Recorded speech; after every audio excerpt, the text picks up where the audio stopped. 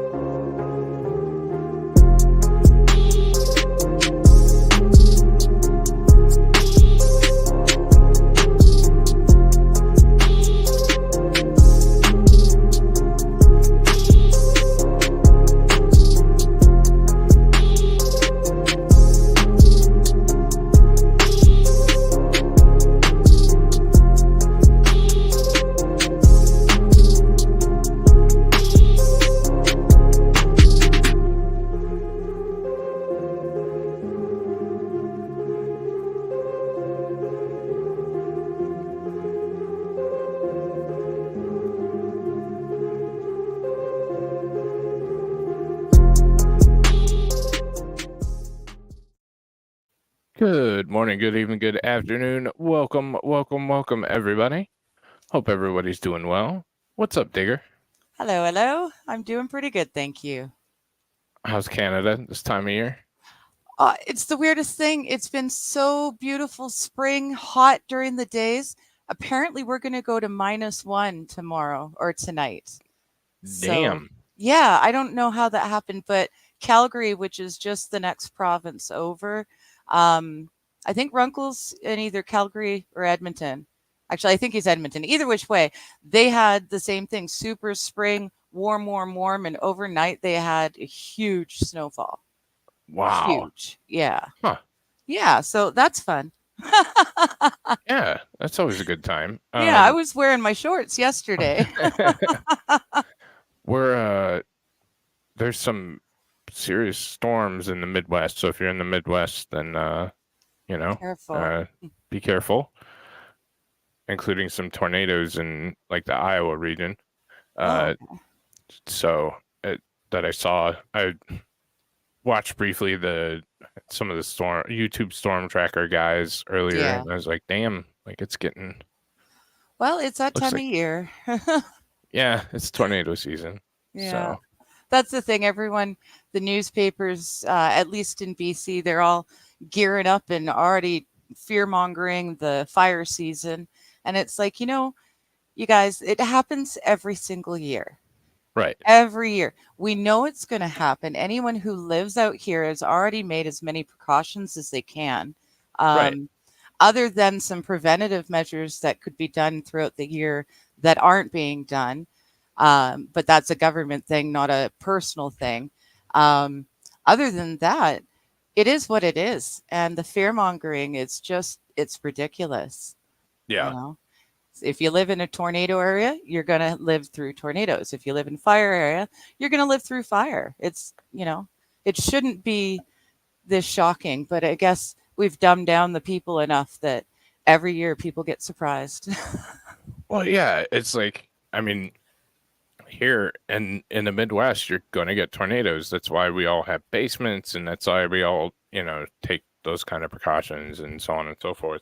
Yeah, we don't build with a lot of wood out here. Right. Or if we do, there's fire prevention in between. Yeah. Yeah. I mean, it just takes you thinking past, whatever. But I Yeah. guess that's a foreign concept to many in today's society. So, Yes. Yes. yeah, I don't get it, but Well, Darwin's got to hand out awards, and one way or another, he's going to find his winners. True. So we Very used to true. just, we used to grow up. We used to be kids. And, you fall off a bike a couple of times or you go running down that cliff and then accidentally, fall over the ledge. You learn. Right. Right. Well, even more than that, you make mistakes and you learn from the mistakes and you make it so that never happens again. Exactly. And we've lost that where people are allowed to make mistakes and come out of mistakes and do something different. And Well, it was all about protecting the kids at one point, but now it's out of embarrassment because everything's on video. right. So Yeah. you don't want to accidentally F up because someone's going to put it online. Right. Right.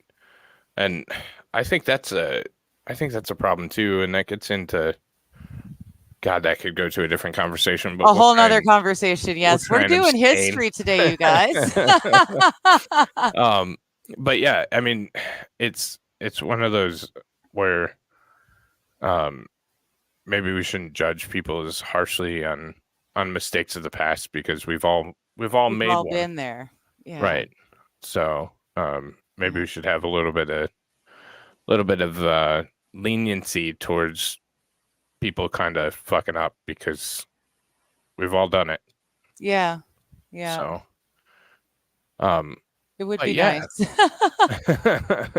not to get too deep into the woods, Yes. um because we'll get there eventually anyways, but yeah, we're talking about Knights Templar uh and the assassins.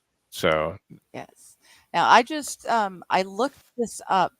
I've read a lot about hair shirts and I know what a hair shirt is, but I wanted to refresh myself. So I went looking on the internet for some pictures and I forgot just how awful those things were. They were most often made with goat hair and they were made so that the edges were poking out. Like it wasn't like it was woven into thread and then or yarn and then made into clothing.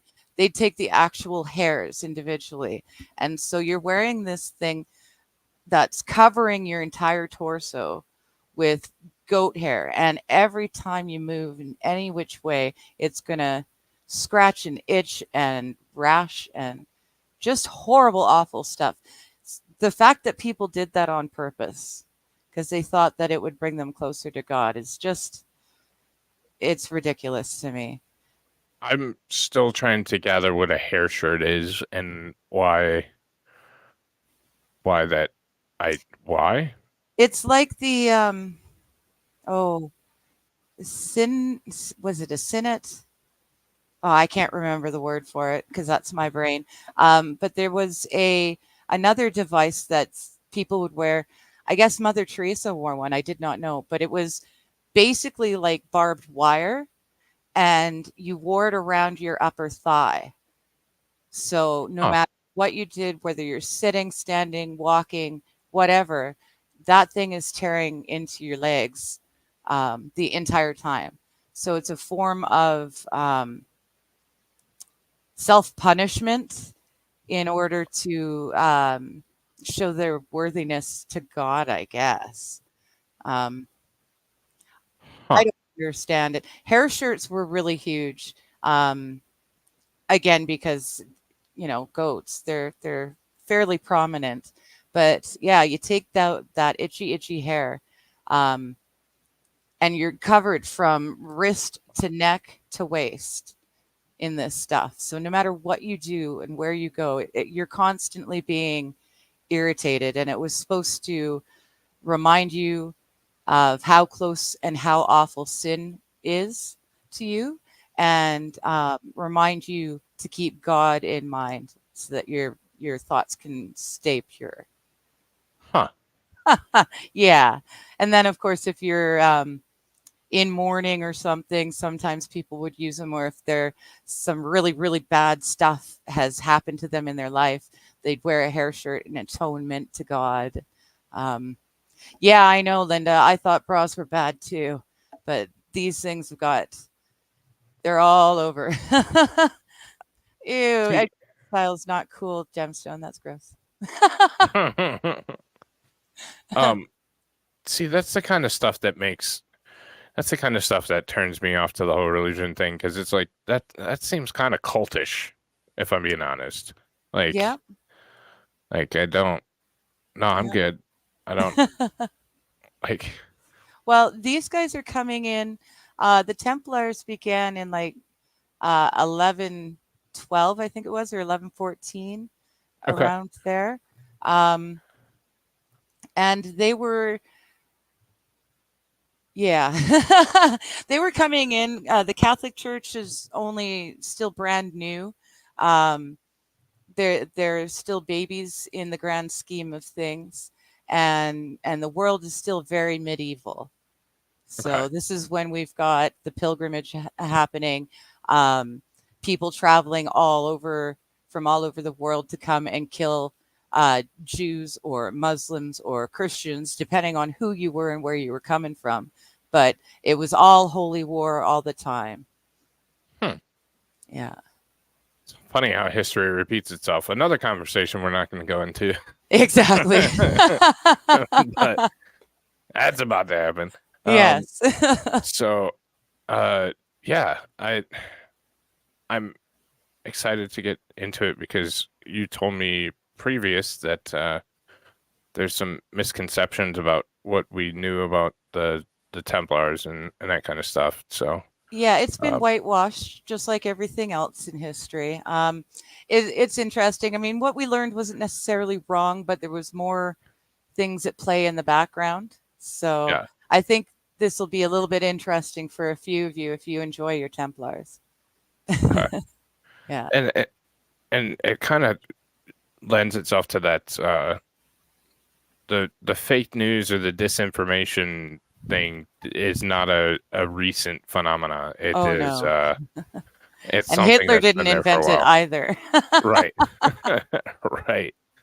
Neither did the other Hitler, Trump, but Yeah, you know, yeah, um, yeah. despite what some people may think, but whatever. So there's some, I don't know, history is kind of littered with and it begs the question, are we like why? Are we doing it because we just don't know any better, or do we want these things to be true, or do we want, you know, do we want these tales or fables to be what's truthfully happening, or why are so many things so different than what we know or remember, you know? Yeah, So, yeah, um, yeah. and I blame CERN for part of it. well, yeah, Yeah, they put us into a different timeline, and yeah, it all started with them. I swear it. I mean, they're fired back up. I haven't looked at their I numbers. know. I don't know what their TEV is right now, but I have no idea what their numbers mean. I just know that when they turn them on and turn them off, weird stuff happens. yeah, So, yeah, the guide stones were blown up last time. there's some I was reading some interesting stuff on the Guidestones and Oh, the yeah. guy that put them up, and recently I was like, damn. So, Ah. It's going to be interesting to see in maybe 5 years' time. We'll see if the Guidestone pictures are mhm, still saying what the Guidestone said. You know what I mean? yeah, It's not going to be very hard at all to change the wording in these pictures. And right, if they continue to get the stranglehold that they're attempting with the internet, we won't know any different because they can wipe anything they don't want. right, So, and that's and that's what yeah, they did here, you know? right. Well, speaking of, YouTube just released their new terms of service. I'm Oh, sure we're getting goodness. absolutely fucked. I have not read them, have no intention of reading them, but Oh, if new things are happening, YouTube just revised their terms of service, and I saw the email. oh, So, lovely. uh, expect more bullshit coming out of that one. More fun Um, stuff. Yeah. right, because I'm certain there's, it's not a bastion of free speech and doing what you want. So, No. uh, but I Hi, think we got Shenny. in. I think we got in the wars, and we got in all that stuff, and our YouTube bashing. So we should probably start with the show. So Yes, we should. Yes, yeah. yes. Oh, Discord did too. Gemstones. Gemstone's mentioning a really interesting thing. Some kid genius. Mhm. He had the idea that CERN actually destroyed our universe, trying to create the Higgs boson, and Mhm. shifted us into that next parallel dimension. So there was people expecting it to happen before it happened. Yeah. Yeah. So I wonder if the kid knows. Like, is he his own Mandela effect, or does he remember? Well, I think there's some interesting, and it's not. conspiracy like there's mainstream science that says that both my beliefs of simulation and also the beliefs of that they explain it like a notebook. Like the pages of the notebook are together, and sometimes we get, melded together so that we're seeing into other timelines and stuff like that. And tell you, I mean, it's not the craziest thing I've ever heard. No, Um, no. so uh, possibly, potentially, Yeah, it's the universe is amazing. It can do so much, and we have absolutely no idea about it. So I wouldn't be surprised. And honestly, that does not really mess with my belief in God, because if there are other timelines and stuff, um, He made them too. right? So, from my perspective, He made it all. He created everything. So. Um, Yeah, yeah, I'm okay with different timelines. I think. I mean, like, I'm not okay with us jumping them, but believing in them isn't out of the question. gotcha. Yeah, Yeah, and that's kind of the common thought with my favorite British friend, since I kind of screwed him last week, um, is that like we've always said that we're on the same page. We just have a different creator. Like mine's Mhm. a computer programmer, and his is God. So, Yeah, um, yeah. Well, and so if you look at all the different, that's why I'm looking into Muslim religion mhm, right now, because so far as I've been able to tell, whether you're uh, Buddhist or Muslim or Christian or Jew or, you know, just about anything that is monotheistic, um, they're all the same God. We're just using different terminology. It's like we all speak different languages, but we're telling a story about the same guy. right, So, right. Yeah, I mean, there's a large degree of similarities, and there's a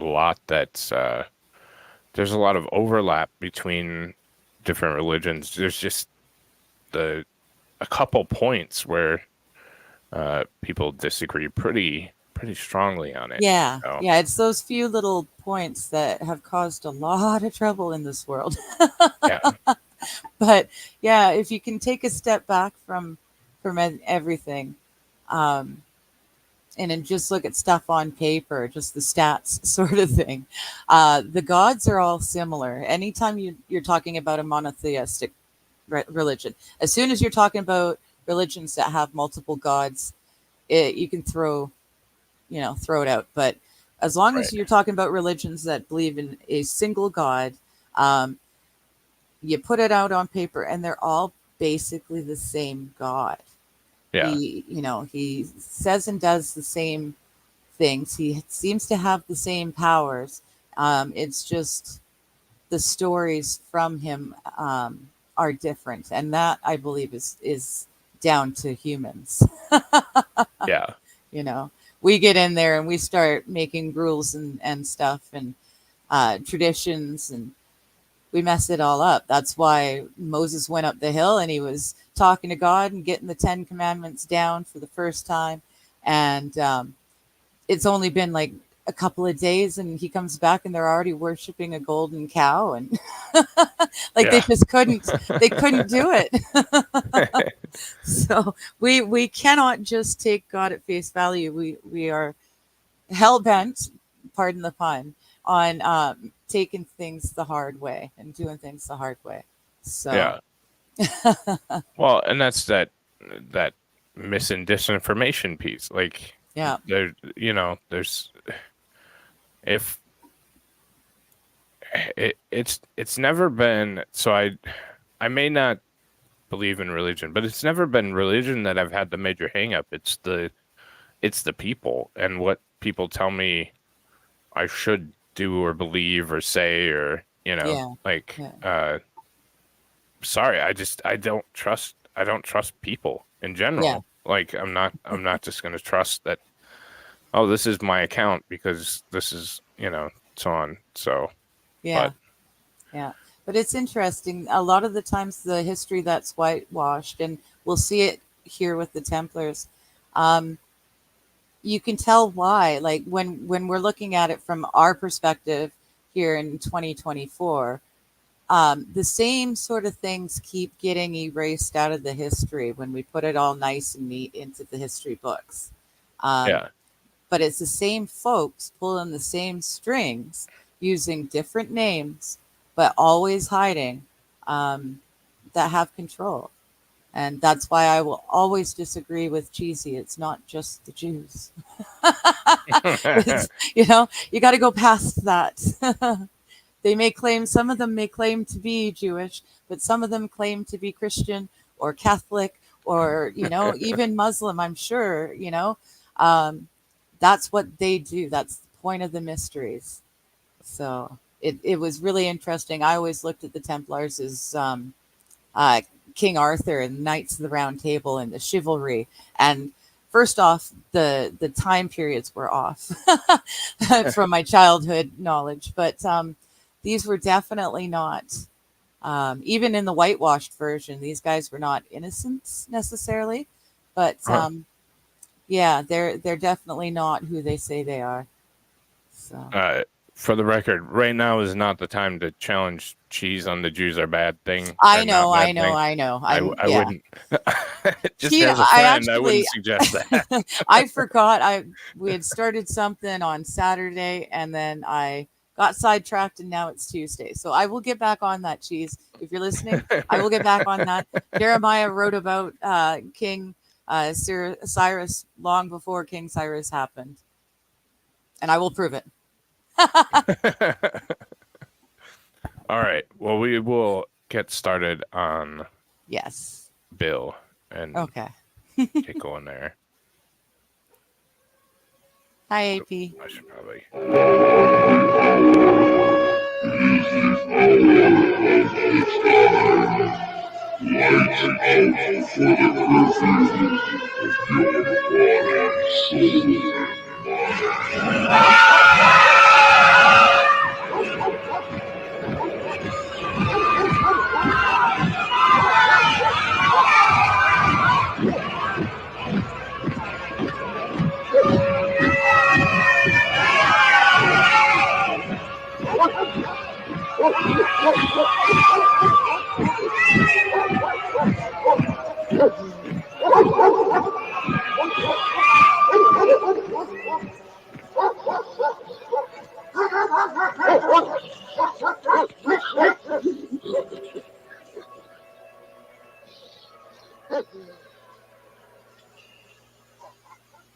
No matter what country you're in or what language you speak, welcome around the world to the Hour of the Time.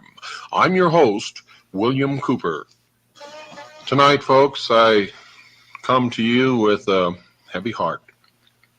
For another one, actually two of my predictions.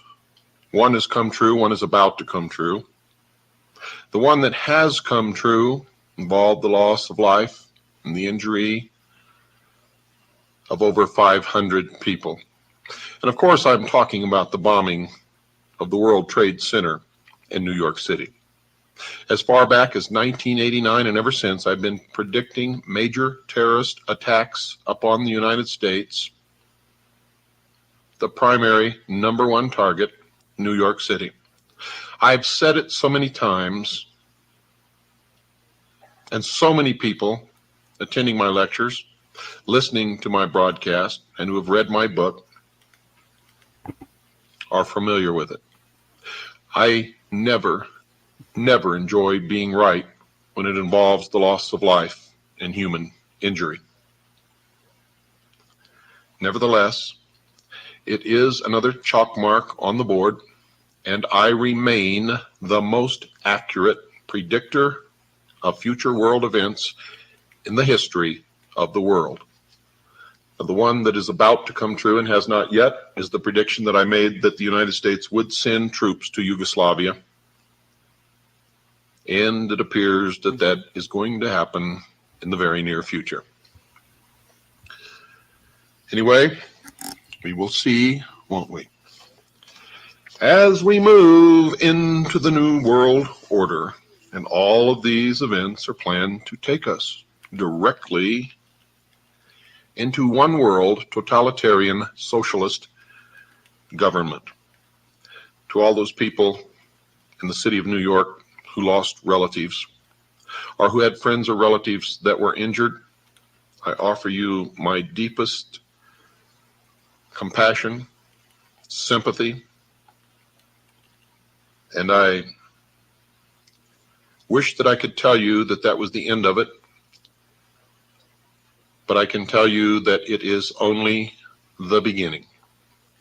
Unless people wake up, it will escalate, and there will be more. Don't forget, folks, Monday, March 15th, 8 p.m., Lafayette Hotel, 2223 El Cajon Boulevard in San Diego.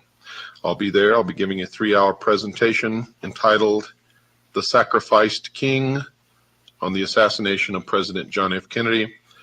I will connect it directly to the occult worship of Mystery Babylon, the secret societies, and specifically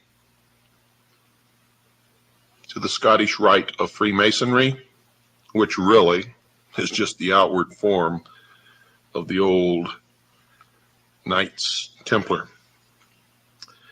And I also have reason to believe that the Sovereign and Military Order of the Knights of Malta was involved, which is just another branch of the old Templar order. So make sure that you're there. $40 is the admission fee unless you're a CAGI member. Then the admission fee is $30.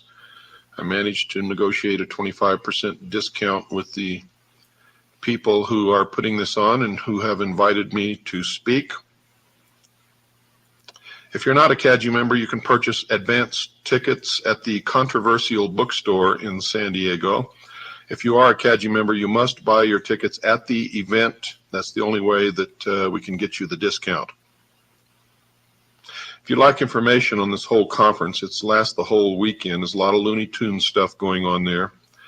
There are some good speakers. My workshop is Monday night, the last one of the whole conference, and it's not a workshop ticket, so it's a separate event altogether. But you can call and find out about the whole thing just in case you want to go and spend the whole weekend. Call area code 619-492-8588. That's 619-492-8588. And we still need donations to pay for this airtime, folks. Come on, get out your checkbooks and your money orders and help us out here. Send your donation to Stan and make the checks or money orders out to WWCR, not to me. I don't want your money. It goes to pay for airtime. That's it, period. Send them to Stan, P.O. Box 889, Camp Verde, Arizona, 86322. That's Stan, P.O. Box 889, Camp Verde, Arizona, 86322. Tell him Bill sent you. And while you're at it, and even if you don't send a donation, write to Stan or call him and tell him you'd like to receive a packet of information. He'll be glad to send it to you. If you'd like to call him, his number is 602-567-6109. That's 602. I love how 567 just 61. open they were. Just, like he's just giving out this dude's P.O. box and his phone number.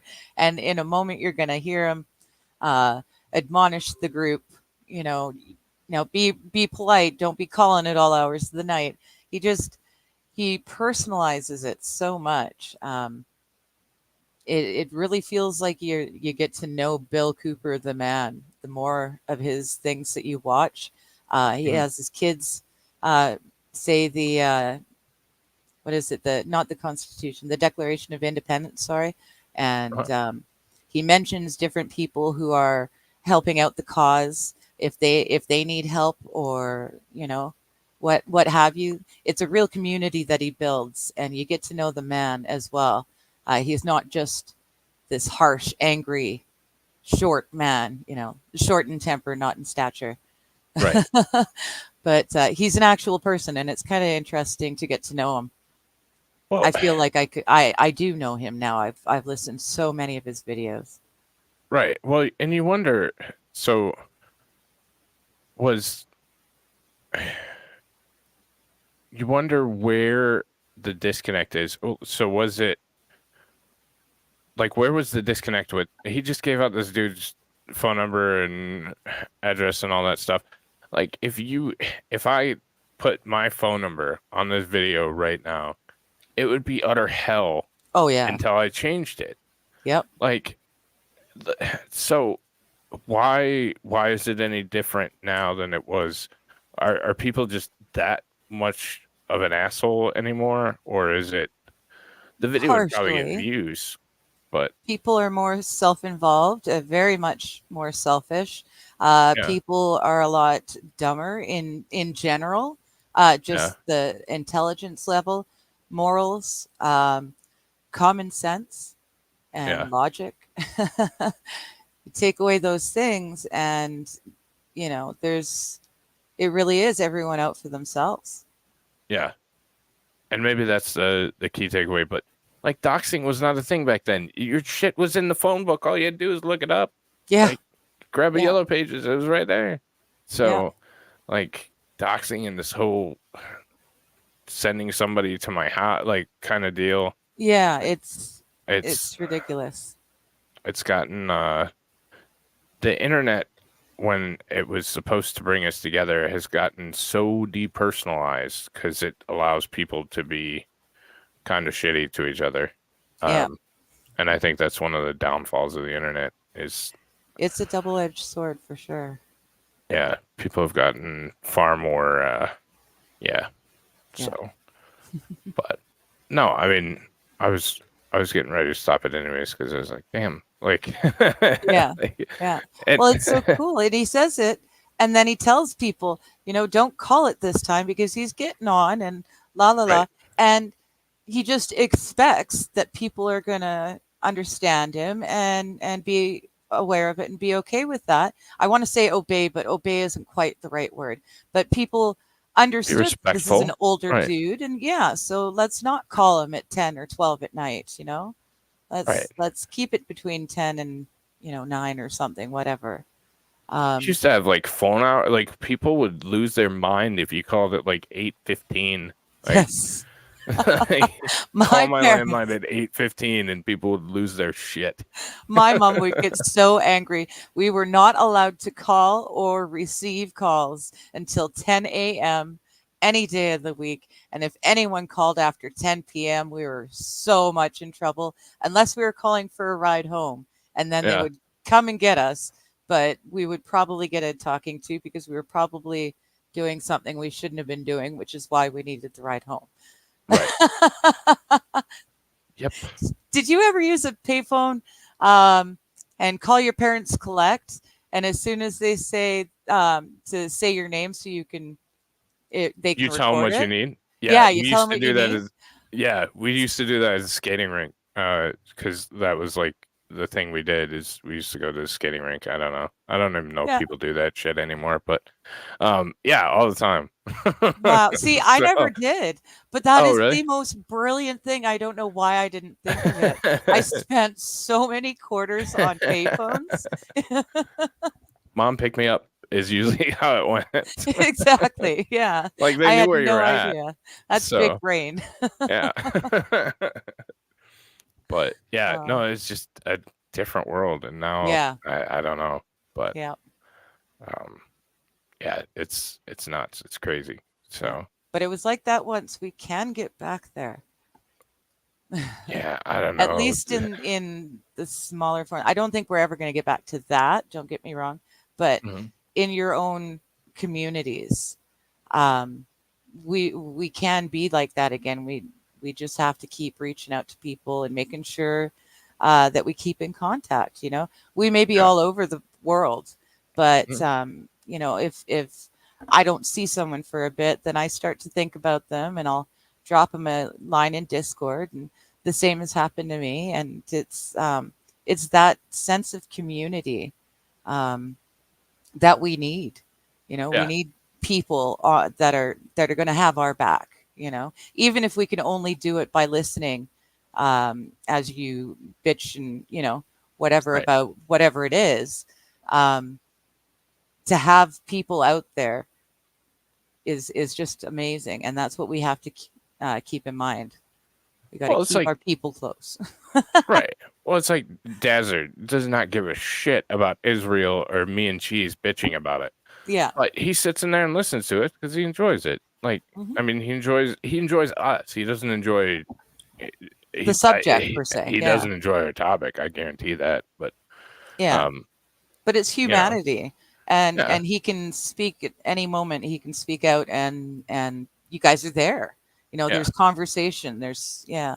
yeah, I love it. I and don't come into voice very often. I really don't, but I do love the fact that if I need something, even if it's just to vent, yeah, there's someone there. I can reach out through Discord, leave a message. Someone will yeah, come back to me, and it's so it's yeah. You just got to remember to reach out to those people if you don't hear from them. yeah, for sure. Yeah. So, but yeah, I mean, I don't know. I wonder if it's part of the plan at times. Like, I wonder if tech was part of the plan to Oh, it's definitely part of the plan, in my opinion. keep us away from each other, keep us spread apart or distant or however you want to Yeah. term it, because it seems far too convenient, and Oh yeah. so. But all right, shall we get back to it? We will. All right. We're not too bad. It's 40 minutes in, so we're doing good. Oh, damn it. Oh shit, I no, hit an the hour wrong and 40. button. Never mind. Oh I no, hit it the is wrong 40. We button. started. Yeah. Okay, good. No, I hit mute instead of pause because I'm an idiot. Oh no. So we'll have to figure out where we're at. If Okay. you'd like information on this whole conference, it's lasts Oh, the that's whole fine. weekend. Yeah, There's a you lot of can Looney fast Tunes stuff forward. going on there. Give There it are 2 some good minutes. speakers. Oh, stop it. My workshop is to stand and make the checks or money orders out to WWCR, close not right to here, me. Yeah. I don't right? want your money. Yeah, It goes this to is pay it. for airtime. There we That's go. it, period. We got it. Send them to Stan, P.O. Box 889, Camp Verde, Arizona, 86322. That's Stan, P.O. Box 889, Camp Verde, Arizona, 86322. Tell him Bill sent you. And while you're at it, and even if you don't send a donation, write to Stan or call him and tell him you'd like to receive a packet of information. He'll be glad to send it to you. If you'd like to call him, his number is 602-567-6109. That's 602-567-6109. Please call him during normal waking hours. Stan's getting up there and he likes to get his sleep, and I don't blame him. So please don't call him late in the evening or late at night. Let him have some of his own time. Call him during the day, during normal waking hours or early evening, please. Thank you very much. That's awesome. For those of you who are Yeah. doing that. Those of you who are not, please start. Well, let's continue where we left off. And this is about the society in the Middle East known as the Assassins. And we covered quite a bit of their history already. But this secret society, the most successful of secret societies, showed that its strength ultimately depended upon a powerful leader. Well, Kia Muhammad was no such leader. And little by little it became obvious that his own son, Hassan the Hated, was the stronger personality. Now remember, Kia Muhammad was the old man of the mountain, and the mountain lair was called the Eagle's Nest. Now Hassan, through some magnetic power, was able to capture the imagination of the assassins, soon having it believed that he himself was none other than the power of all powers, the hidden Imam. who had been mentioned by the first Grand Master, an incarnation of all greatness. So important was Hassan that he was the fountain of power, and others only held a very small measure of authority because he allowed them to have it, and for no other reason. This final absurdity was lapped up by members who had been conditioned to believe in things which were not, shall we say, exactly self-evident to the ordinary man. The doctrine of the all-powerful, invisible Imam was a part of Ishmaelism, and Hassan was ready, even during his early manhood, to assume the role.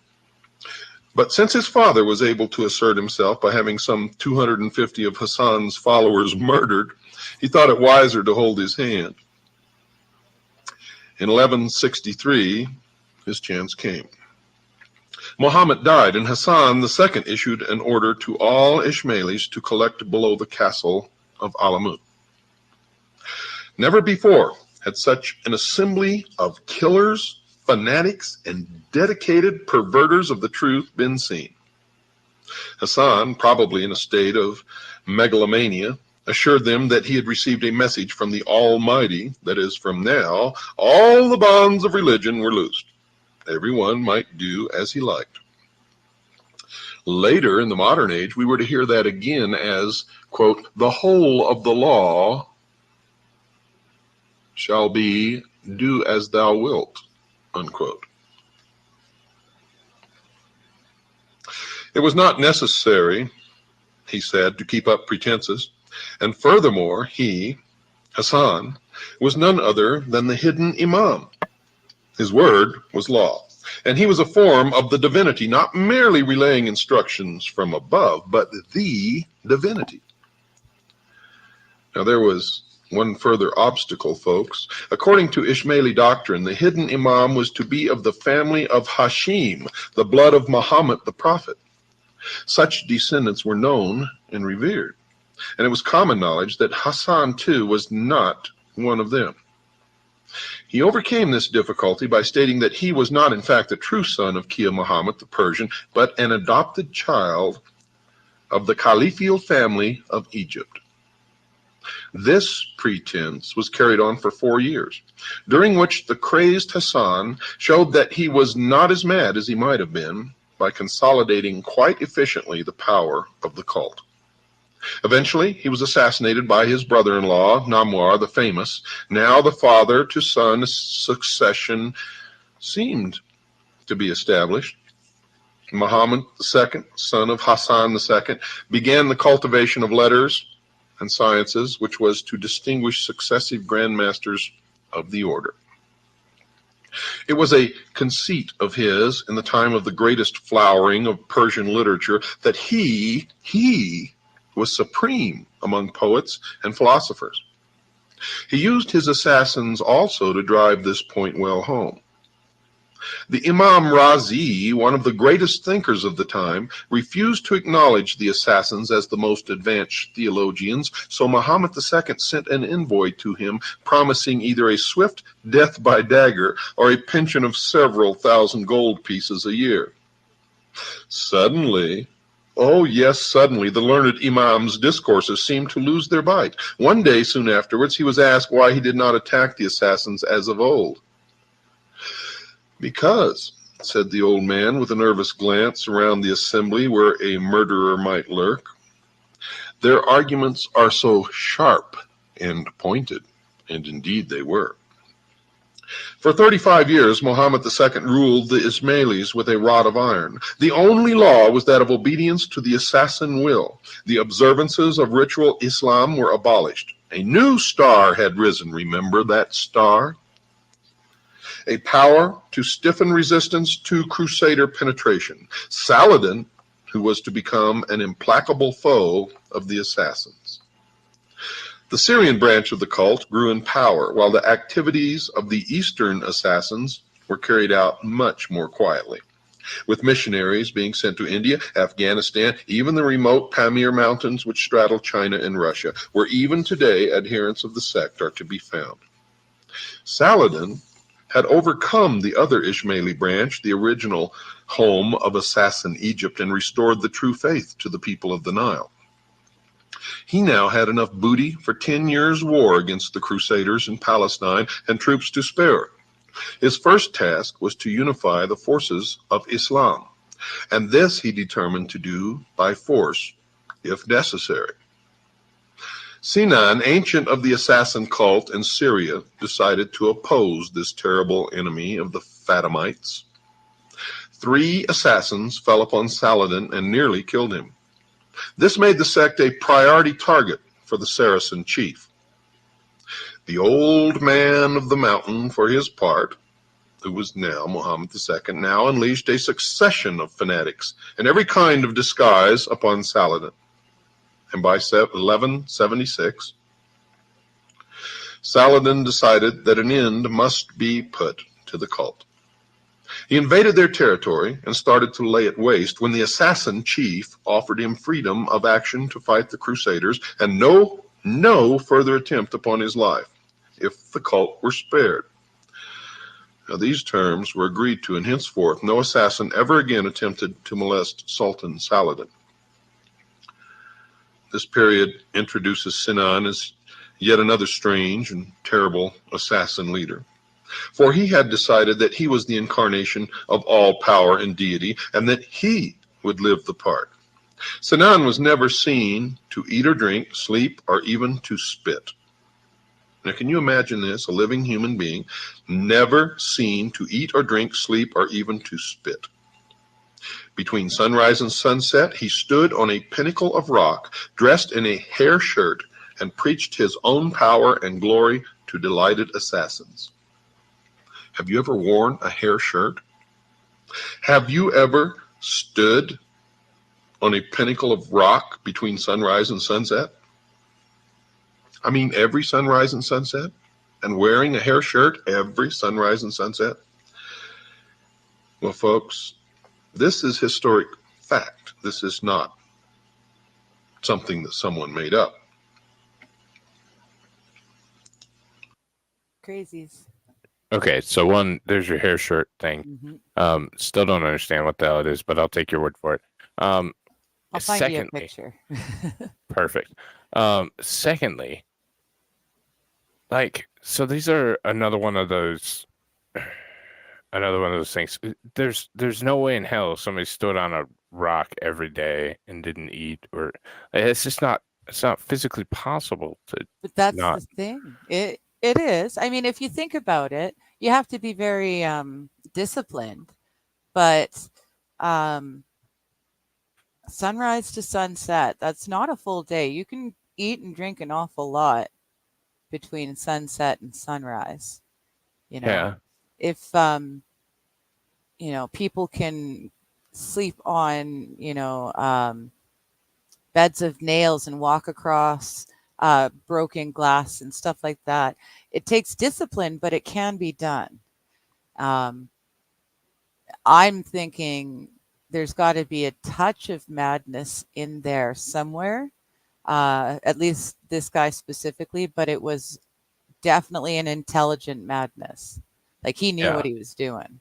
He was able to get people to accept him, even though there were so many things that should have, just through the mythology, he should have been excluded, and yet he was able to talk his way into it. Anyways, I was adopted by the royal family. I wasn't actually a son, but I was adopted, so that gives me, and it's very interesting.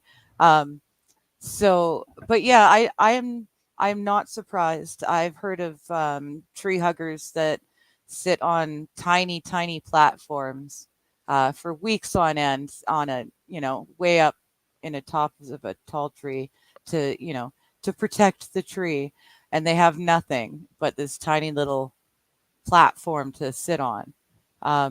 People do crazy things, especially if it's going to get them power. And this guy was looking for power. Gotcha. Yeah, I mean, the will of the human being is something that I think is significantly underrated, and we don't give enough credit to, just as a general rule. Yes. Humans can do some unbelievable things. Max, what's up, Max? There have been gurus in India who claim they haven't eaten or drank for years. Yeah. Yet, when carefully observed by visiting documentary crews, they got found out cheating at disciples bringing food. That's what I'm saying. Like, Well, you can't not eat. you can suck on a rock. Like if you're lost in the desert, you put a rock in your mouth and you can suck on it, and that'll keep you producing enough saliva to hopefully get to the next place. But I could totally see this guy, just have a little, instead of a pouch of tobacco, have Yeah. a rock or something. So whenever he starts to dry up, because he's preaching the whole time, right? So he's preaching, he's animated. But I'm sure he's got some trick up his sleeve. It's not as impossible as it may sound. Yeah, and I think that some of it is definitely deception. Like we see that with modern quote magic. All it is deception. Like it's just, so to me it parallels that, where it's some kind of magic and really comes down to nothing but deception. Like you're deceiving people into thinking that that you're doing it, but are you really, or is there something else at play? So, well, and that's the thing, like we were saying earlier. Oh, I think that's you breaking up, or it's me. One of us is breaking rubber bandy a little bit. Might be you. So I'll wait just 1 second and talk. See if you come back. So yeah, I mean, I think there's a degree of deception, and I'm always leery on these stories of something. Hello. That's there we go. That's that's truly magnificent, because usually, more often than not, it seems that there's some kind of sleight of hand going on with it. So yes. There is a picture I just dropped you. Here's another one in your Discord. Yes. Okay. Let me pull it up. So they're not pleasant. Have you actually worn one? Or? Oh gosh, no. I wouldn't. Oh, okay. Yeah, no. I'm selfish. I'm selfish. I'm self-involved, and I couldn't do it. Have you ever heard of a flail and people using a flail on themselves on their back? It's another form of punishment.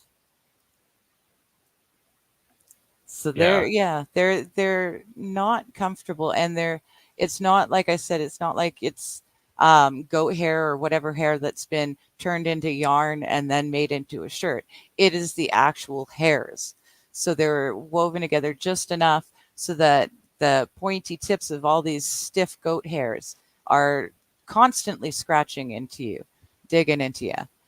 So that would be put right next to the skin, and then you'd put your normal clothes on top. So if there was a belt or anything like that, it makes it worse. I'm itchy just looking at it. Yeah, I'm allergic to wool. Oh, are you? Okay. Yeah, I would be one ginormous rash. It wouldn't be pretty. Huh. Yeah, that doesn't look comfy. No. No. The only way I know about that is not family friendly, so we won't talk about it. So. Okay, I thought you were going to say video game. Nope. We'll leave it to Bobby's imagination. Yeah. He's done it with me, so. Oh, well, there you go. Yeah. Telling secrets.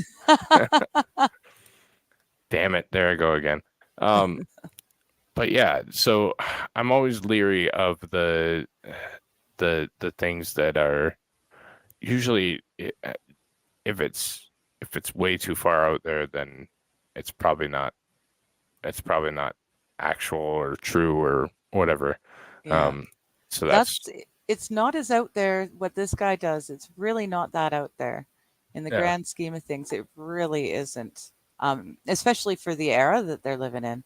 This was a very harsh time Yeah. in world history. Yes, the device on the thigh, I cannot remember the name of it. Um, but yeah, it's like barbed wire sort of thing, but you strap it to your upper thigh. So it's constantly digging into one and scraping the other. And yeah, no matter what you do, you're hurting yourself with it. And that's what the hair shirt was for. Not necessarily as much to hurt as to be a constant reminder. I'm trying to read what it says. Oh, stop it. Daily Mail.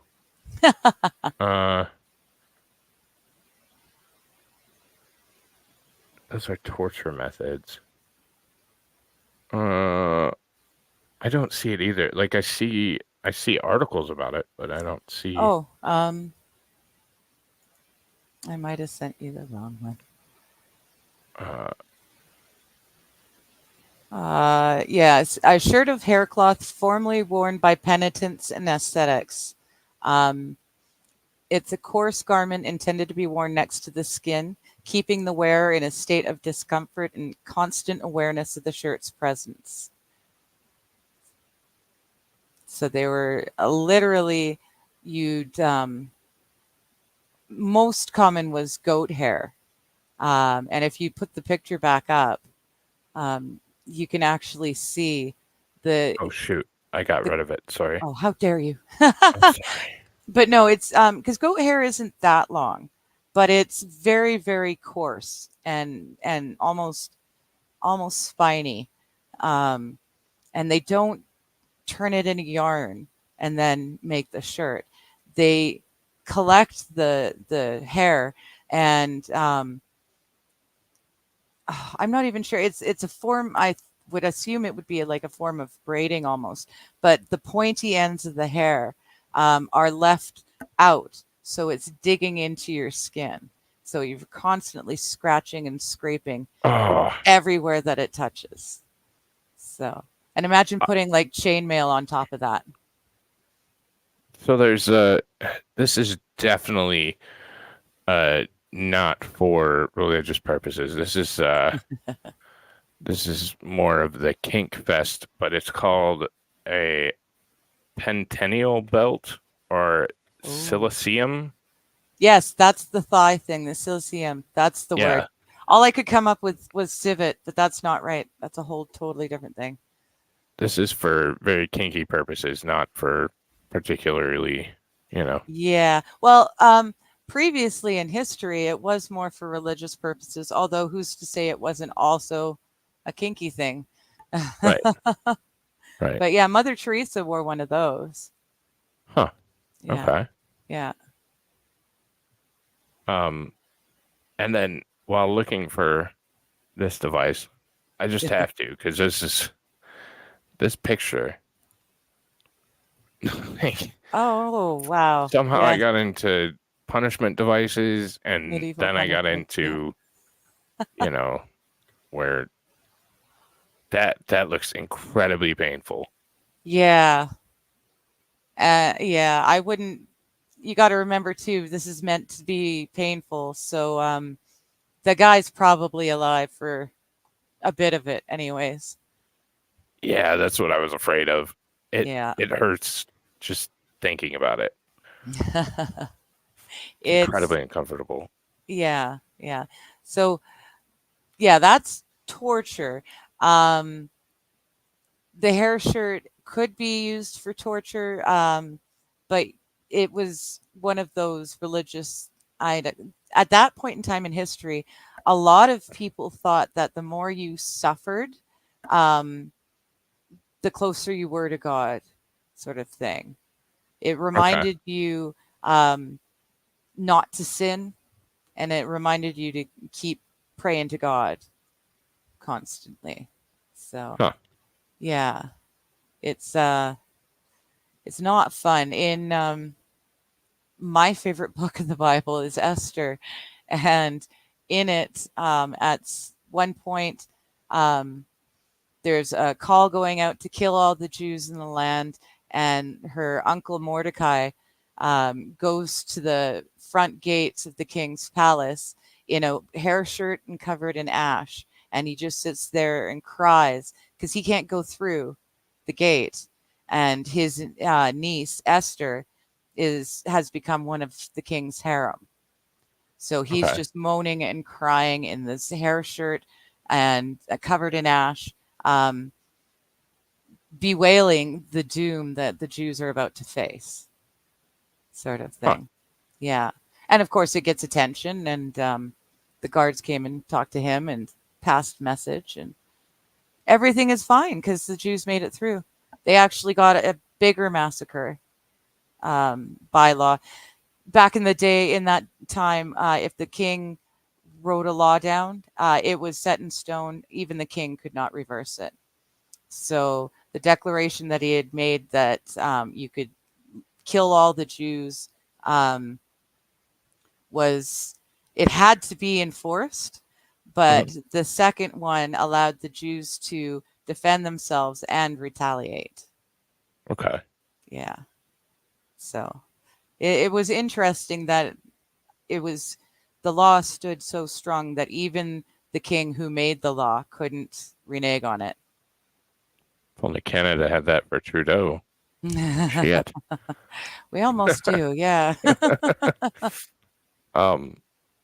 Yeah, no, I mean, it's again, like when you start getting into, I again think that humanity is incredible and capable of some really unique and incredible things. But when you get too far away or too far down that road, like it seems like it's a little bit of mystical thinking or not actual. So that's Yeah, well, call it like magic is just a different word for a miracle. And Yeah. it depends on who's working it. Magic is well, we've changed the word magic now. So in modern day, magic is just illusion. Yeah. But at one point in time, when miracles happened often, it was easy to pass off some things. Right. Everyone believed in witches and devils, and so it's really a different mindset. Yeah. And it was pointed out to me recently that I said, miracles used to happen all the time. And it was pointed out to me that the miracles still happen. It's just that we've gotten so used to a lot of them that we don't notice it anymore. So, like just getting into a car and arriving safe at your destination, that really is a miracle. It's just something that we do every day, and so we're used to it. We don't think about it. But there's an awful lot of miracles that go into giving us the modern life that we have now. Yeah. So. And I guess that begs just what's your definition of miracle and so on and so forth. I think we had this privately, this conversation so. at one point. Yeah. So I don't know, but yeah, before we get too far off base, we yes, should probably keep going. We'll go back to the Templars. Right. The year is 1112-ish. Yeah. Notorious Soviet mole with the FBI, Robert Hansen, was one point stopped by the Soviets. So his wife encouraged him to return to OpenAI at the pressure of 15%. He got him to go back. Wow. Wow. Huh. All right, we'll continue. It's interesting. Just as a quick aside, Max, how many people are running from Western civilizations and countries into heavily Orthodox countries, and vice versa? How many are coming from those countries and running to the West for security? And at the end of the day, running isn't going to get us anywhere because we're all screwed no matter where in the world we are. Very true. And I mean, I've always said don't run. Fix what Yeah. you got going on in your place. But Yeah, I'm the same. yeah. Do it where you're at. I love BC, and no matter how bad it gets, I don't want to leave, and I won't leave. If I have to go live in the bush, so be it. But Right. yeah, I don't want to leave and just give up because this Yeah. place is too awesome. Well, it's the same thing. It's, oh, you should just leave and go to Texas, or leave and go to Michigan. Sucks. Well, I love this. I absolutely love this fucking state. Like, I want Yeah, to stay here. And yeah, yeah, we're in a bad spot, but leaving just makes it worse forever. It exactly, doesn't solve the problem. So, exactly. um, but all right, we'll get back to it. Thus, at one and the same time, there were two chiefs of the order, each busily telling his own followers that he and he alone was God. Was God. Hassan in Persia, Sinan in Syria, each commanded legions of devoted killers, all committed by oath to follow his path. When Muhammad II died, he was succeeded by his son Jalaluddin, who completely reversed the orders that the assassins were to have no outward religious observances. You see, he felt that he could do a great deal by adopting the cloak of orthodox piety, and sent ambassadors far and wide to announce his maintenance of the true faith. He went so far as to curse his predecessors publicly in order to convince the incredulous that such a people as the assassins could turn over a new leaf. As a result of what would today be called a long-term and comprehensive propaganda plan, he was acknowledged as a religious leader by half the Orthodox monarchs of Islam, and the first assassin to be so styled, and came to be termed Prince Jalaluddin. Jalaluddin died in 1203, after 12 years of leadership of the cult, handing over to Aladdin, or Aladdin, and you guys thought that was just a storybook tale, didn't you? Aladdin, a child of 9 years of age, weak, inefficient, stupid, Aladdin made little mark upon history, except in the classic tales of Arabia. The 1001 Arabian Nights. For Aladdin in the 1001 Arabian Nights is Aladdin, the leader of the assassins. It is said that his main activity was tending sheep, to which he was passionately attached, and he even had a small hut built in a sheepfold where he spent most of his time. Aladdin was extraordinarily cruel, in spite of the contact with the sheep, and continued to terrorize in time-honored fashion any person, great or small, who did not pay tribute or otherwise cooperate with the organization. And even today, those in power who are in contact with sheep most of the time ultimately turn out to be the same. And we all know who the sheeple are, don't we? The assassin's hands, ears, and eyes were everywhere. Once fully initiated, a man might be sent to a place 1,000 miles away to take up residence and live, waiting for the moment when orders came to him from Alamut to fulfill his fatal destiny, and all the while in between furnishing intelligence to the central headquarters of the assassins.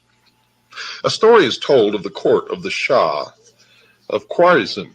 Thus, quote, the Ismaili ambassador spent some time with Vizier one day after a splendid banquet. When the wine, which they had been drinking in violation of the law, had mounted into their heads, the ambassador told the Vizier by way of confidence that there were several Ismailis among the pages, grooms, guards, and other persons who were immediately about the Sultan. The Vizier, dismayed and at the same time curious to know who these dangerous attendants were, besought the ambassador to point them out to him, giving him his napkin as a pledge that nothing evil should happen to them. Instantly, at a sign from the envoy, 5 of the persons who were attendants in the chamber stepped forth, avowing themselves to be concealed assassins. On such a day, and at such an hour, said one of them, an Indian, to the Vizier, I might have slain thee without being seen or punished, and if I did not do so, it was only because I had no orders from my superiors, unquote. The Vizier, of course, begged for his life, but word got to the Sultan, who ordered the assassins to be apprehended and burned alive. And the 5 chamberlains were cast on the flaming pyre, where they died exulting at being found worthy to suffer in the service of the great sheik of the mountain. So powerful was their devotion to the cult. The assassins had the last laugh, for an order arrived immediately afterwards from Alamut that the Shah must pay 10,000 pieces of gold as compensation for each man killed, which he did, or be killed himself. Another subsidiary activity which the assassins delighted in was the holding captive of Alamut of useful, rare, and distinguished personages who could be of value to them in educational, military, or other spheres. And one was a physician, another a famous astronomer, a third the greatest painter in Persia, who worked to the order of the chief alone. The end of a chapter was near. For the Mongol hordes under Halaku, lieutenant of Chinggis, were steadily destroying all the civilization of Islam which lay in their inexorable path westwards. Rukneddin, son of Aladdin, succeeded him and tried at first to turn the Mongol tide. After a series of encounters, pitched battles, intrigues, and counter-intrigues, Rukneddin was taken. He played for time as long as he could, but he was eventually murdered in his own turn by the victorious Mongol chief's men. Assassin power in Persia was broken, and what remained of the members were ordered, none knows by whom, to conceal their faith and await a signal that the cult was in full operation again. Alamut was silenced, and the Syrian headquarters alone remained. And if it had not been for the refusal of the Christian kings in Europe to send ambassadors to make a treaty for a new crusade with the Mongol horde, then all of Islam would have been decimated. But it was not. For the Christian kings, even though they would have liked to regain their foothold in the Middle East, had problems of their own and ignored the Mongol emissaries. It was a long time until the Mamluk Sultan of Egypt was able to overcome the Mongol thrust. In 1260, however, he carried the banners of Islam victoriously against them and restored the fortress of Alamut and other properties to the assassins, who were strongly surviving underground. They soon found that they had exchanged one master for another, for the Egyptians were now employing them for their own purposes and required them to undergo a new initiation, that of the ancient Egyptian mysteries of Babylon. Ibn Battuta, the great traveler of the 14th century, found them well entrenched in their former strong places, being used as the, quote, arrows of the Sultan of Egypt with which he reaches his enemies, unquote. The supposed suppression of the creed which followed the Mongol destruction did not, in fact, take place. Copying each other, historians have asserted that Assassinism died 600 years ago. Nothing could be further from the truth. Now and again, however, fresh facts of their continued existence still come to light. In the 18th century, an Englishman, the British consul at Aleppo in Syria, was at pains to make this better known. He said, quote, "Some authors assert that these people were entirely extirpated in the 13th century by the Tartars, but I, who have lived so long in this infernal place, will venture to affirm that some of their spawn still exists in the mountains that surround us, for nothing is so cruel, barbarous, and execrable that is not acted and even gloried in by these cursed assassins," unquote. The assassins were widely dispersed throughout Asia. The rise of the thugs, the secret society of assassination of India, followed the Mongol invasion of Persia. Indeed, at least one of the thug recognition signals, Ali Bahai Salam, indicates salutations to Ali, the descendant of the prophet most greatly revered by the assassins. Ismailis, not all of them recognizing the one chief, reside in places as far apart as Malaya, East Africa, and Ceylon. They would not necessarily feel that they are assassins in the same sense as the extremists who followed the old sheiks of the mountains, but at least some of them revere the descendants of the lords of Alamut to the extent of deification.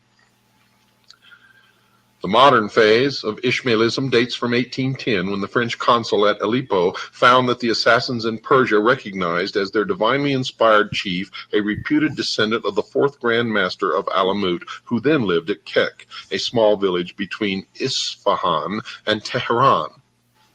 This Shah, Khalilullah, quote, was revered almost like a god and credited with the power of working miracles. The followers of Khalilullah would, when he pared his nails, fight for the clippings. The water in which he washed became holy water. The sect next appeared. Yep. Am I still up on YouTube?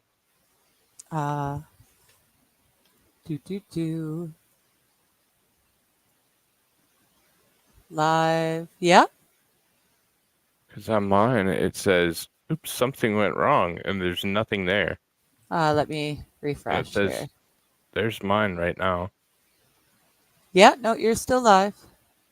We're talking. Why the hell is mine doing? Why is mine doing that? That's what mine. Oh, looks wait a like minute. Right now. Yeah, mine's okay. Now my computer is thinking really hard.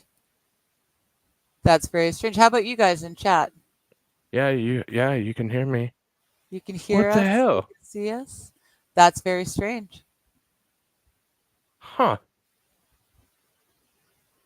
Yeah, because I was looking at it. That's my YouTube. Huh. Like, there's the chat. Uh-oh, you outed yourself there, bud. You pay for premium. I do pay for premium. If not, you get all kinds of ads and shit in the videos. So if you're ever and then you find a friend. anything, then you find a friend, and they help you out with that. yeah.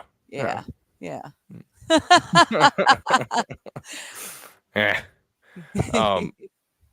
So. Yeah, so you're okay as far as I see. You're totally up and running. Yeah, and everyone's in chat, so yeah. I'm wondering if it's a me thing. Well, if it was a me, then they wouldn't be able to see you either. I wouldn't be able to. That's weird. Yeah. Okay. Yeah. All right. Well, crossing fingers. Yeah. Uh-oh. You might be right there, Max. Damn it, Max. All right. Well, we'll continue. Sorry, that was weird. Yeah. So, yeah. But, all right. Appear to the public gaze through an odd happening. In 1866, a law case was decided in Bombay. There is in that city a large community of commercial men known as Kohas. A Persian, the record tells us, Aga Khan Mehalati, a native of Mehalat, a place situate near Kek, had sent an agent to Bombay to claim from the Khojas the annual tribute due from them to him and amounting to about 10,000 English pounds. The claim was resisted, and the British court was appealed to by Aga Khan. Sir Joseph Arnold investigated his claim. The Aga proved his pedigree, showing that he had descended in a direct line from the fourth Grand Master of Alamut, and Sir Joseph declared it proved. And it was further demonstrated by the trial that the Kohas were members of the ancient sect of the Assassins, to which sect they had been converted 400 years before by an Ishmaelite missionary who composed a work which has remained the sacred book of the Kohas. In the first Afghan war, the then Aga Khan contributed a force of light cavalry to the British forces. For this, he was awarded a pension. Hitti, in his History of the Arabs, notes, page 448 in 1951 edition, that the assassin sect known as Kohas and Malwas gave over a tenth of their revenues to the Aga Khan, who spends most of his time as a sportsman between Paris and London. The influence of the new form of organization and training, as well as initiatory techniques of the assassins upon later societies, has been remarked by a number of students, and I have found in my research that it's absolutely true. That the Crusaders knew a good deal about the Ishmaelis is shown from the detailed descriptions of them which survive. Esh Amir Ali, an Orientalist of considerable repute, goes further in his assessment. Quote, "From the Ishmaelis, the Crusaders borrowed the conception which led to the formation of all the secret societies, religious and secular, of Europe. The institutions of Templars and Hospitallers, the Society of Jesus, founded by Ignatius Loyola, composed by a body of men whose devotion to their cause can hardly be surpassed in our time. The ferocious Dominicans, the milder Franciscans may all be traced either to Cairo or to Alamut. The Knights Templar, especially with their system of Grand Masters, Grand Priors, and religious devotees and their degrees of initiation, bear the strongest analogy to. In the year 1110, a mysterious order called the Priory de Sion appeared upon the Temple Mount in Jerusalem. This mysterious secret order, the Priory de Sion, was eventually to crown the first king, the first Christian king of Jerusalem. When they appeared on the Temple Mount in 1110, they recruited 9 knights to scour the Temple Mount, the passages and caverns and tunnels beneath, for the ancient remains of the relics of the religion. Later, in AD 1118, 9 knights, supposedly concerned for the welfare of pilgrims to the Holy Land, bound themselves together in the creation of a knightly order. This order, again, existing of 9 knights, just like the original 9 knights, were commissioned by the Priory de Sion. In under 200 years, folks, this organization had become one of the most powerful single entities, if not the greatest power ever to exist in Europe. They were the first international bankers, the first that ever existed in the world. A few years later, it was utterly destroyed. They say, however, as you're going to find out, they were not destroyed at all, but merely driven underground. The zeal of religion, the conditioning which made men support a dedicated cause with all of their might, was likewise the instrument of their destruction. Nothing less than religious fervor could have smashed the order, as nothing less could have created it. And folks, you're going to find it difficult to believe, but the rise of this order and the destruction, at least publicly, of this order has such a great bearing on events today that you could say that everything that has happened since has been brought about by this one series of acts. Were the Knights Templar devil worshippers? Secret Saracens indulging in obscene orgies? Did they adore a head, spit on the cross, use the words Yallah, which means literally in Arabic, O Allah, in their rituals? Did they learn their ways from the terrible sect of the Assassins? Well, yes, folks, they did.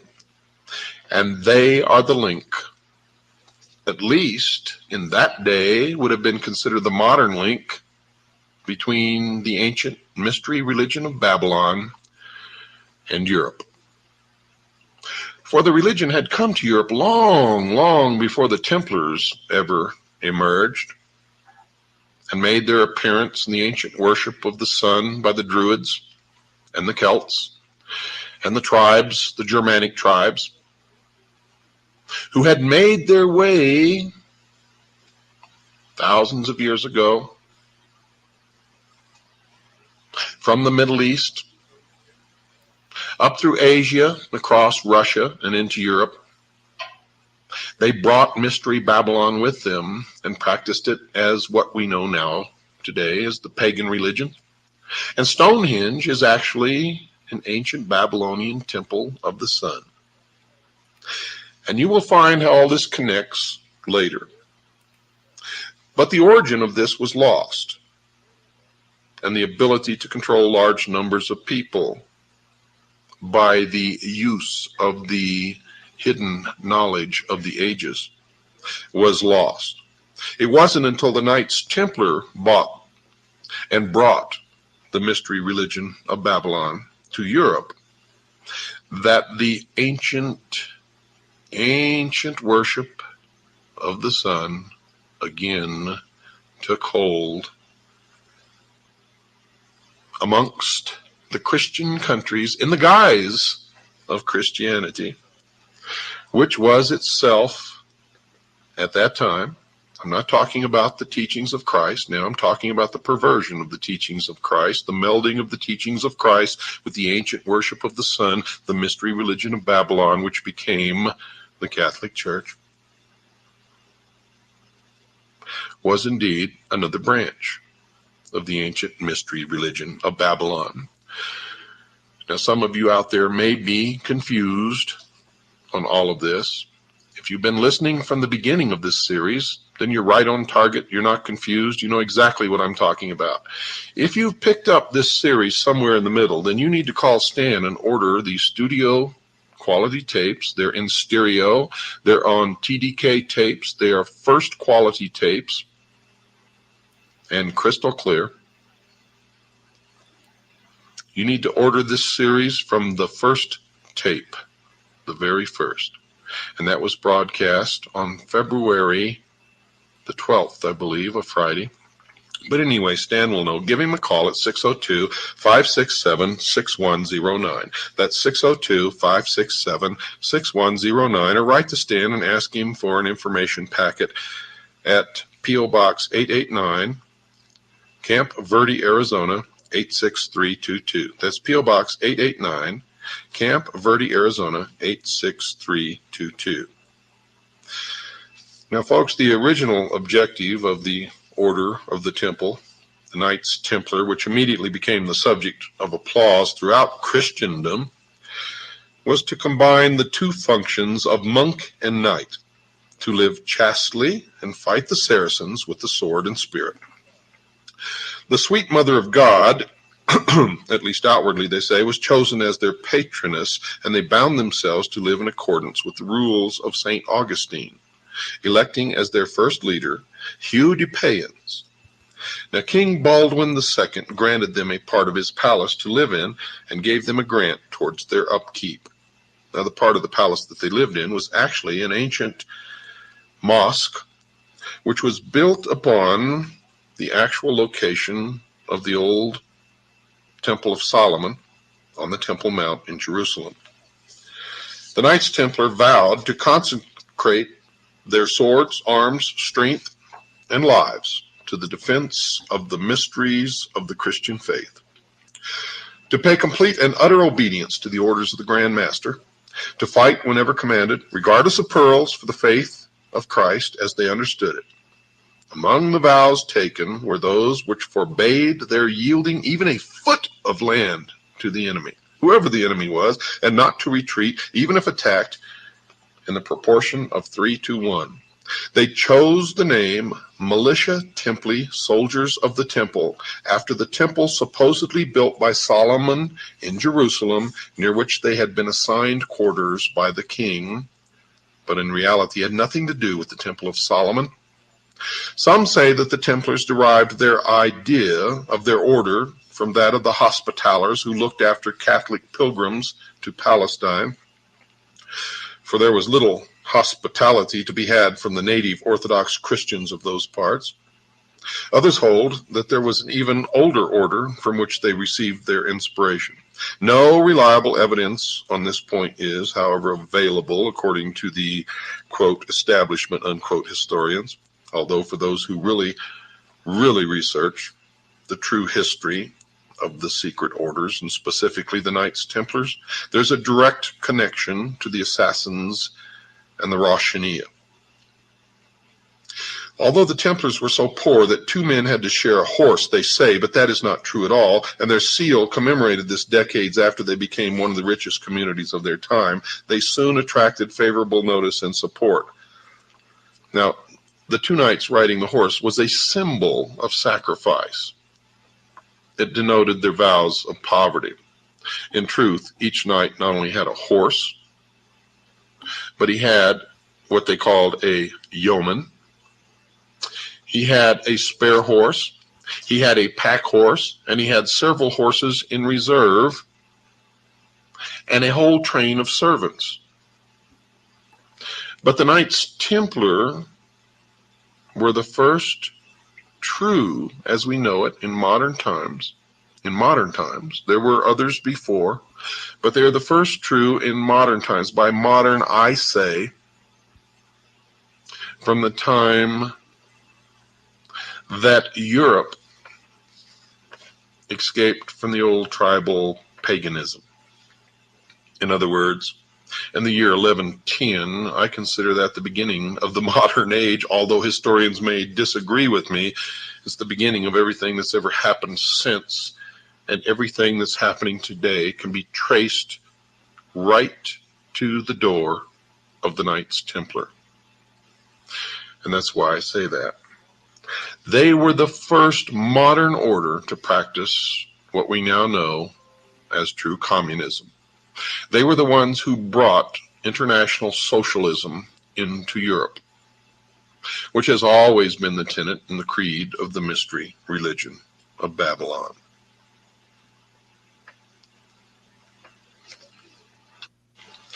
Only 1 year after their establishment, Fulk, Count of Anjou, who had come to Jerusalem on a pilgrimage, joined as a married member and gave them an annual grant of 30 pounds of silver.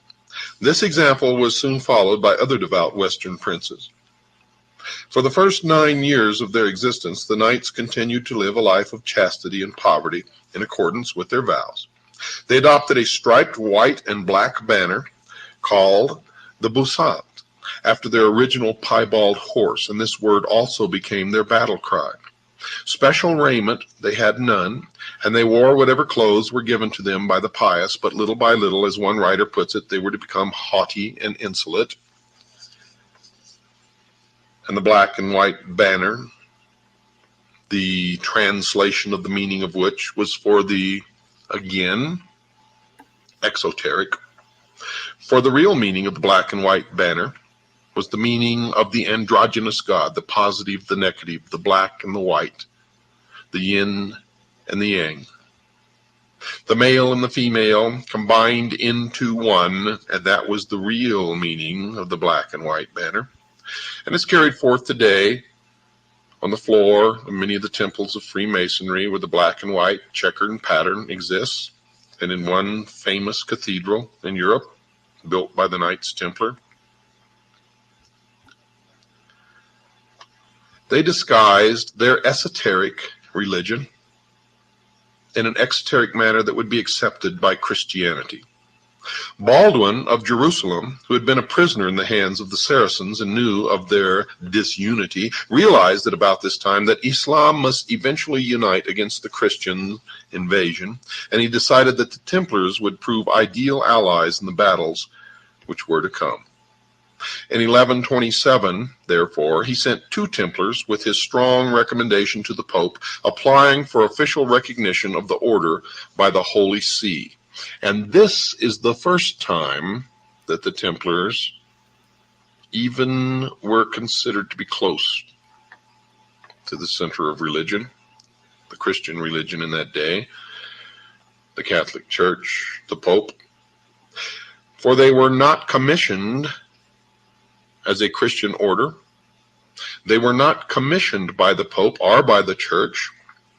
And this is a big myth that the Knights Templar started out to protect the Church and protect the pilgrims on their way to Jerusalem. They were established first, primarily and foremost, as a branch of the ancient order of the religion of Mystery Babylon. And it's indicative of the strategies that they've used since to endear themselves to whatever the established power or the beliefs of the majority of the people might be. When they went to see the Pope, they had an introduction to Saint Bernard himself, the abbot of Clairvaux, who was known to be an admirer of theirs and who was a nephew of one of their envoys. Then the Grand Master himself arrived in Europe and received the eulogistic opinion of the abbot. Quote, They go not headlong into battle, but with care and foresight, peacefully, as true children of Israel. But as soon as the fight is begun, they rush without delay upon the foe and know no fear. One is often put to flight 1,000 to 10,000, gentler than lambs and grimmer than lions. Theirs is the mildness of monks and the valor of the knight, unquote. Now, folks, this was a strong recommendation, and this testimonial was a part of the campaign to help the Templars in their efforts at recognition by the Pope. All of you who have thought that they began as a religious order in the first place are so way off base that it's pathetic. And neither were the Jesuits a religious order in the first place, but we'll get that together in another broadcast. But on the 31st of January in the year 1128, the Master appeared before the Council of Troyes. Now, this formidable body consisted of the archbishops of Rheims and Sens, 10 bishops, and a number of abbots, including Saint Bernard himself, presided over by the Cardinal of Albano, the papal legate. They were approved, and Pope Honorius chose for them a white mantle, completely plain. The red cross was added by order of Pope Eugenius III in 1146. And see, you thought the Templars thought of this. Nope, not at all. This was mandated by 2 popes. First, a white mantle, completely plain, and then later the red cross was added by order of Pope Eugenius III in 1146. Hugh de Payens now took his delegation through France and England and collected a number of recruits. Gifts and grants were showered upon the order. Lands, rents, and arms were forthcoming from all quarters. Richard I of England was enthusiastic about them. By 1133, King Alfonso of Aragon and Navarre, who had fought the Spanish Moors in 29 battles, had willed his country to them. Although when the Moors finally laid him low, his nobles prevented the Templars from claiming their rights. Nevertheless, this was a great honor. In fact, to my knowledge and to our research into history, it had never before been done. In 1129, the Master, accompanied by 300 knights recruited from the noblest houses of Europe, led a huge train of pilgrims to the Holy Land. It was at this time that the Templars formed part of the Christian contingent, which allied with the assassins tried to take Damascus. And it wasn't the first time nor the last that the Christian Knights Templar, or supposedly Christian Knights Templar, they really weren't Christian at all, were allied with the assassins. Were they, as the Orientalist von Hammer alleges, connected in some secret way with the assassins? Yes, our research shows that it is a historical fact. And it is also an historical fact that the assassins were prepared to adopt Christianity if they could gain greater power thereby. Christianity, that is, on the surface, just as the Knights Templar had done. Hammer points to the similarity of the two organizations. The followers of Hassan ibn Sabah were in contact with the Templars and had a similar method of organization. They were in existence before the Templars were formed. The Ishmaelites, the Ishmaelians, or assassins, was the original. And folks, the Order of the Templars was the copy.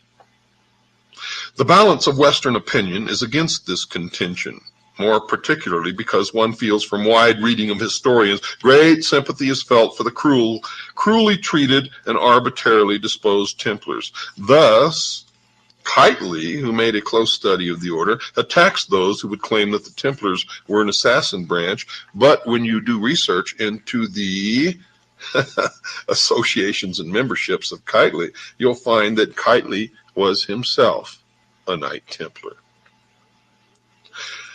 And he said, quote, when nearly 30 years after their institution, the Pope gave them permission to wear a cross on their mantle like the rival Hospitaller order, no color could present itself so well suited to those who daily and hourly exposed themselves to martyrdom as that of blood, in which there was so much of what was symbolical. With respect to internal organization at will, we apprehend, be always found that this is for the most part of the growth of time and the product of circumstances, and is always nearly the same where these last are similar, unquote. And you find this kind of rhetoric and semantics all through the writings of those who wish to cover the true origin and the true meaning of Mystery Babylon. The famous question of the 3,000 gold pieces paid by the Syrian branch of the assassins to the Templars is another matter, which has, of course, never been settled. One opinion holds that this money was given as a tribute to the Christians. The other, that it was a secret allowance from the larger to the smaller organization, which it really was, as the assassins wished to expand their control. And remember, their original goal was to take over the entire world by the systematic infiltration and control of each individual country. See, cheese? Those who think that the assassins were just fanatics. Cheese isn't watching. I know, but he might watch later. Yeah. So, just real quick, I've been sitting here watching this YouTube shit, and it keeps going on and off. Like, it says there are 0 people watching.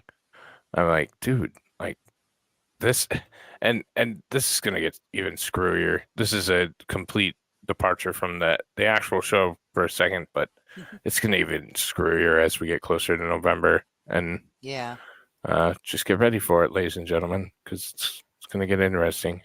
Rumble will be the better place to be hanging out, I do believe. Yeah, it's starting to look that way. I don't know why. I don't know why YouTube has to do things like this, but Yeah. But yeah.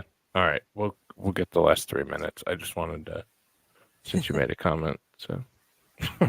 Radical Muslims, and therefore would not form any alliance with those who to them were infidels, should be reminded that to the followers of the old man of the mountain, only he was right, and the Saracens who were fighting the holy war for Allah against the Crusaders were as bad as anyone else who did not accept the assassin doctrine. And it is true today. Quote, if you are not one of us, you are nothing, unquote. Quote, the ends justify the means, unquote. Quote, the strength of our order exists in the fact that we manifest ourselves under many different names and many different occupations, and sometimes even seem to oppose ourselves. But at the highest level, we are of one mind, unquote. And I could go on and on and on, and you all know that I can go on and on and on, for I've studied this for so many years that I eat, drink, and sleep it. Oh, yes.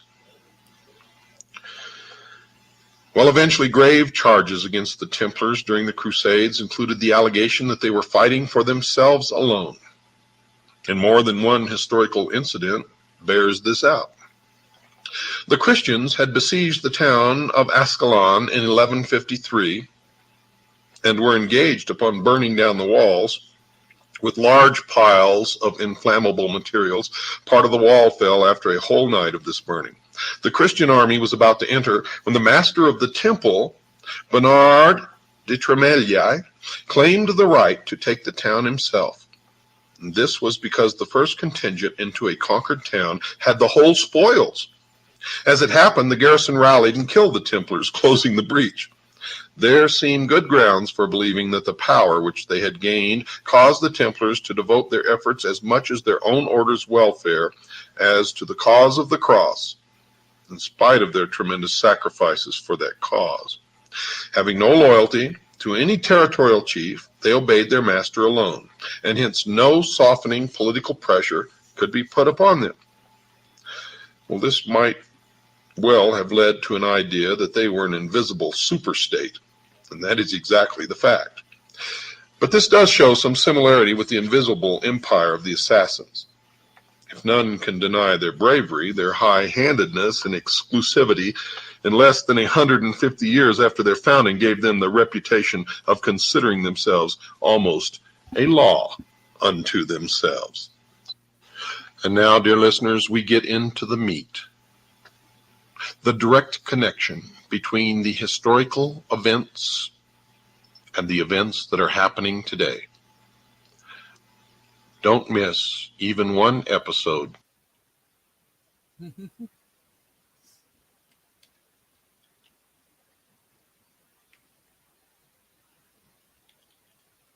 you know you're muted? I do now. Okay, good. So, as always, there's a lot to kind of take in, and a lot that he said. If you've been watching all the shows, you're caught up and like you know what's going on. I don't know that that's accurate, because there's still a lot that I'm trying to figure out. Yeah. So, and obviously I've watched all the shows. So, yeah, I mean, it's interesting. It's interesting to see how all these religions interact and that kind of thing, and how we're really not, like, that part's left out. Like, Definitely. you know that there's tension between different religions or whatever, but that part seems largely left out. Yeah. That it's as serious as it actually is. Well, it's the whitewashing of history. You know, everything that happened that was bad happened for a good reason, and you know, everything that was like I had no idea, but if you go and look, exactly amazing. They all stem from the same source. The Templars, I had no idea had anything to do with Asia. You know, Right. like I had no idea. But then, if you go back through it, you can find those the little dots that connect up, and it's interesting how much more of a understanding of history you can get if you just know the right questions to ask. Right. And that's the thing with the whitewashing, is it makes it so that no one even thinks there are questions to ask, let alone which ones that need to be asked. Yeah. It's unfortunate because there's such almost a distractionary setup. Like, everybody wants to distract so hard from everything else. And it's kind of I don't know, it's kind of frustrating. So I wish it didn't have to be so, like, I don't get the benefit in consistently distracting me from everything else, you know? Like, Well, you don't, but the people who are making this plan go forth, the people who are pulling the strings, there is a purpose for them, right? It's all about making life better for them. We don't count. We're useless pawns. We are there only to do the stuff that they don't want to do themselves. And in the meantime, they need us angry at each other, so that we're not paying attention to what's really going on, you know? yeah. I fail sometimes to see what the end game is. I mean, I know that there's an end game with so on and so forth. Like, I could get there is. I just fail to see there's so much energy and time and effort and all that put into this. There's got to be something I'm missing. There's got to be something that. Well, you gotta remember too, this is the mysteries. This is Mysteries Babylon. This is very ancient thoughts, and people have been working on this plan for so long, knowing that in their lifetimes they're never going to see it to fruition. But generation after generation after generation, they're pushing it. So you're right, there has to be some end goal. And from what I can understand, what I can see is they expect to become God. From their perspective, God, I guess, would have to exist if they want to become one. Um, but that's the end goal is getting their family lineage, I guess, um, to be to godhood. So Yeah. that's their end goal. Someone like myself with Christianity, I'm looking at the world, hoping it'll get better, knowing it's not going to. But at the end of the day, when the second coming comes, everything is going to be better, and Yeah. it'll be worth it all. Um, I don't know. I guess atheists, they're not really working towards either side. I guess you die one day and that's it. But because that's what you're thinking, you just die one day and what you've got is what you've got. There's no reason for an atheist to go out looking for people who are working in shadows, trying to do something, nefarious. Yeah. So it's easy to see how it's been kept quiet, because the winners write history, and these guys have been pulling the strings of the winners for 1,000 or more years now. Right. So, like I said, they've got extreme patience. They know that they may not themselves attain godhood, but as long as they adhere to the plan, someone's going to get there, I guess. Yeah. So they're just hoping they're the one, I guess. But if you have the ability to be that unselfish and that reasonable, or not reasonable, reasoned, to be able to spend your whole life trying to attain something, if you put it to something that wasn't so damn selfish and maybe a little bit helpful, like the world could be such a better place, like Yeah. significantly better. Um, like I don't get it, but Well, and that's what sin brought to the world, right? That's yeah, why evil things happen like this. Um, as much as God has got a plan, the devil's got one too, and he's been working it right from the get-go. Um, yeah, you know, or if you don't want to think of it from a Christian perspective, you've got your gamer sitting in the basement and he's playing this game and he's got us going, in a certain direction. But there is no game that I can think of that doesn't have some form of an enemy, or there's always something that needs to be conquered, that needs to be overcome or overthrown, right? right, So that would be the thing. The badness, the evil people would be the enemy that needs to get knocked off, right? So gotcha. it's yeah. I I really I'm not sure how. I don't know. I guess they think that they can achieve godhood. Maybe they think they can achieve godhood, and that's when they die, they're actually turning into gods. Maybe, I don't know. maybe, but that just doesn't seem. I mean, Yeah, none of it really seems plausible. But then to atheists, God doesn't seem plausible either. So maybe they're able to reason it in their own heads in a way that we don't understand. yeah, it's. But you got to think there's a God, and that you can be that God, and like Or one there's of them. so yeah, there's so many leaps to make with it that just seem relatively unreasonable. Yeah. But Well, the Celestine prophecy, I don't know if I mentioned it on doing this series with you, but it's actually the book that got me to clean up, to get sober. And it's very interesting. It does not talk about God at all.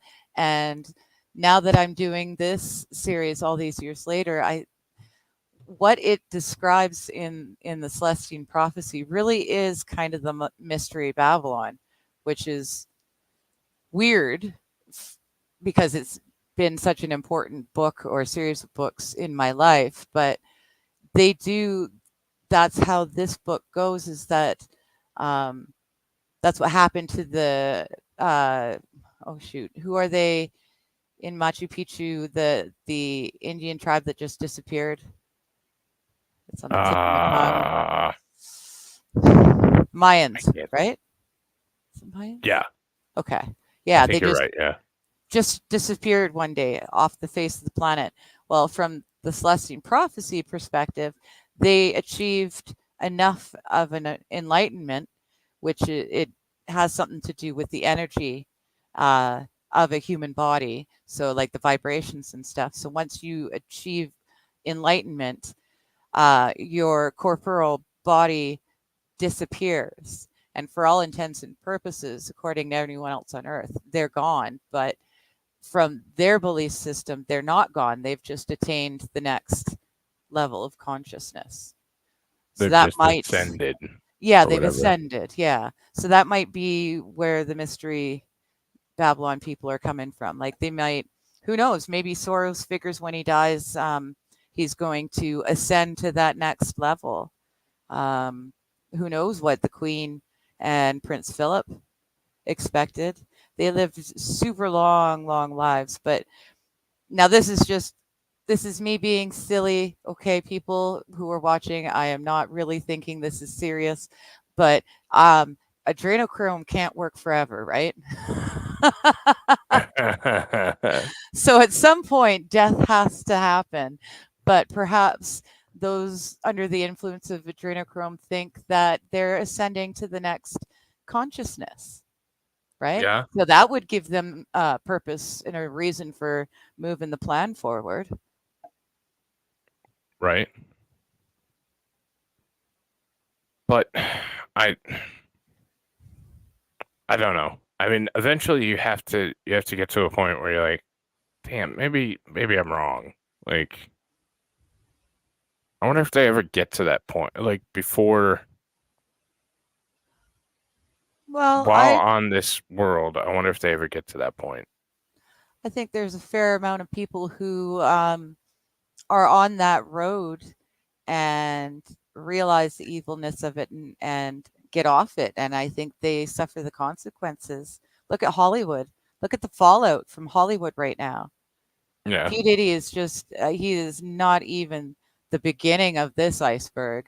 The crap that's coming out, these people all think they're doing the right thing. And then all of a sudden they get out into some form of alternate understanding of the world and realize the evilness of it. But the evil has affected them so much. They're, 9 times out of 10, people end up doing drugs or alcohol or going crazy. Look at Jim Carrey, look at, oh, geez, she was on the tip of my tongue.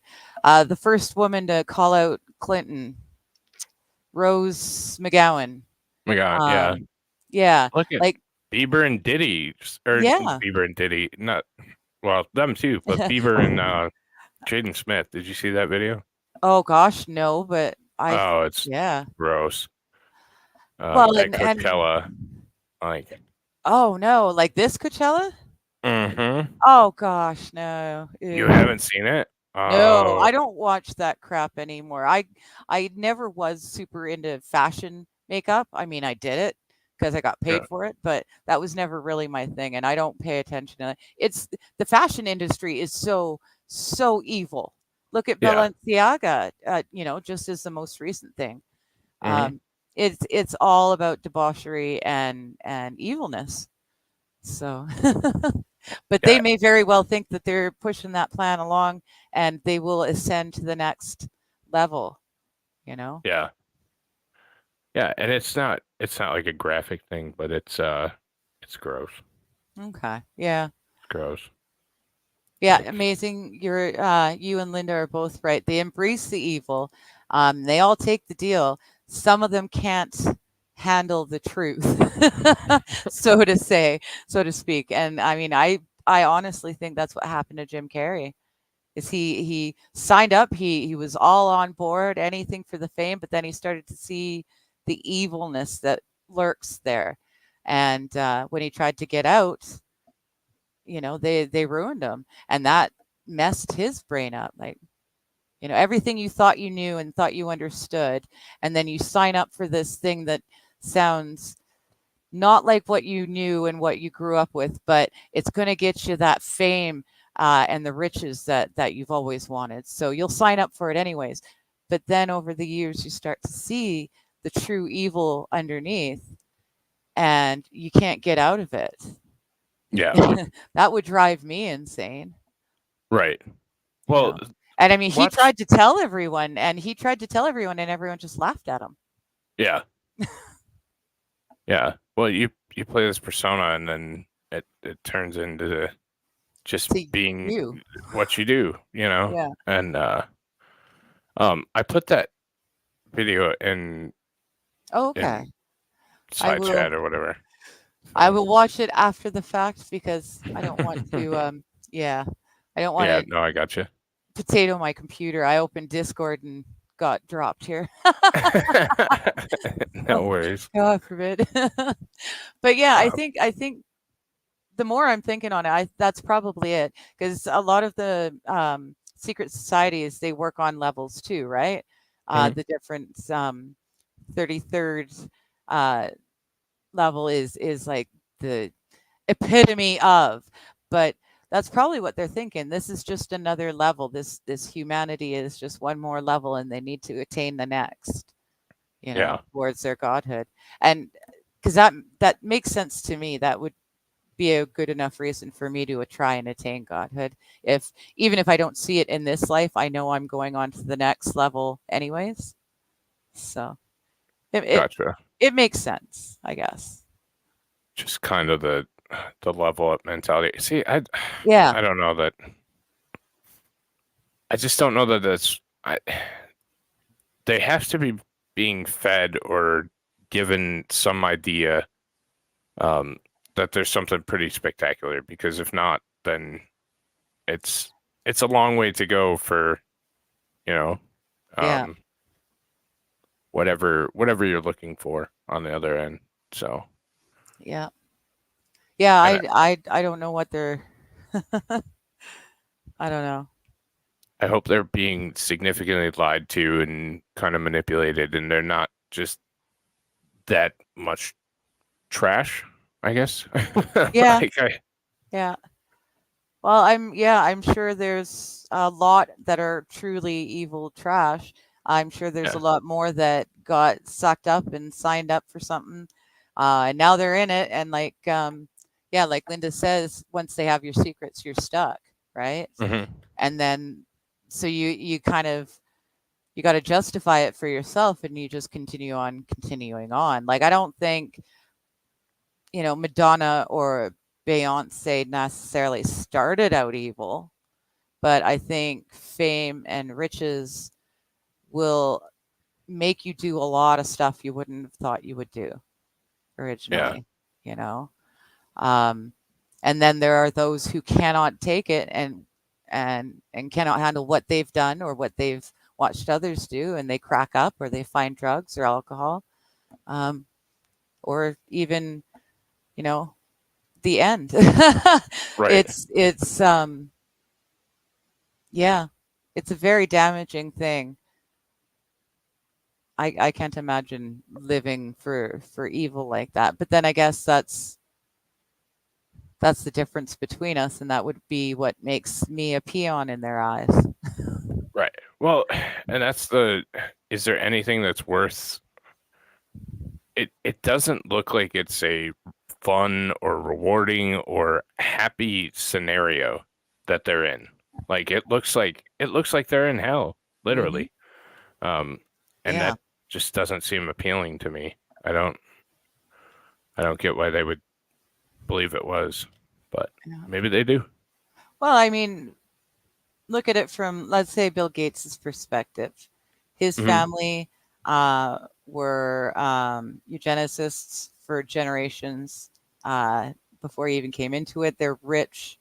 His father and his mother were both came from separately well-off families to become uber rich, and he's Hmm. born into this family that tells him from the very moment he starts to breathe that he is more important than everyone else. He is more special than everyone else, and he's got to do, this. He's given a certain set of moral norms and you know understandings, beliefs in life. So if you're born and raised thinking a thing, you're not going to know it's wrong or until you see something different, right? And when Yeah. they're as rich as someone like Bill Gates is, he never sees normal. He Right. never gets to see normal people from his perspective, his vantage. We're all peons, Hmm. so he probably doesn't think of us at all, and that's more to do with his raising, the way he was raised to look at us as opposed to specifically evil.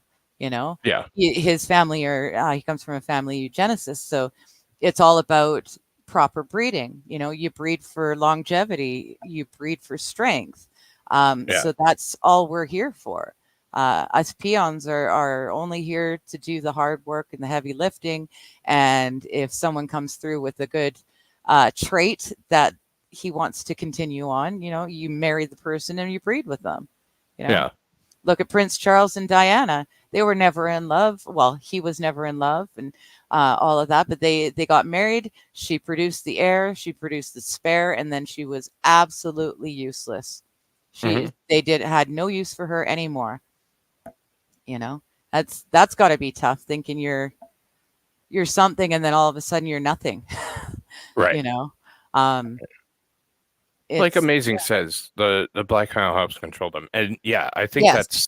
I think blackmail is considerable, but I would have a hell of a lot more respect for somebody if they came out and said, "Hey, like I fucked up, I did these things, and I need you to know that this isn't like all it takes is the convictions of one person to do that, and it could literally change the entire game." Well, and And I think that's what these people speaking up is doing. yeah, Yeah. I I just don't think anybody's I, I personally haven't seen anybody that and who knows they might get Clinton decided or eliminated, Yep. but I haven't seen anybody that comes out and just says like, hey, this is exactly what happened, and who's to say that we'd believe them anyways? I mean, it could be a one of those things where we're like, yeah, you probably did Have you seen the sniff kids, but Nickelodeon, the I Nickelodeon series, or do you know what it's about? I know what it's about. I haven't had time to really dig into it and figure it Yeah. out, but I haven't hopefully watched after it this month. because I don't pay. Yeah, I don't pay for anything, Amazon or anything like that. So I haven't seen it.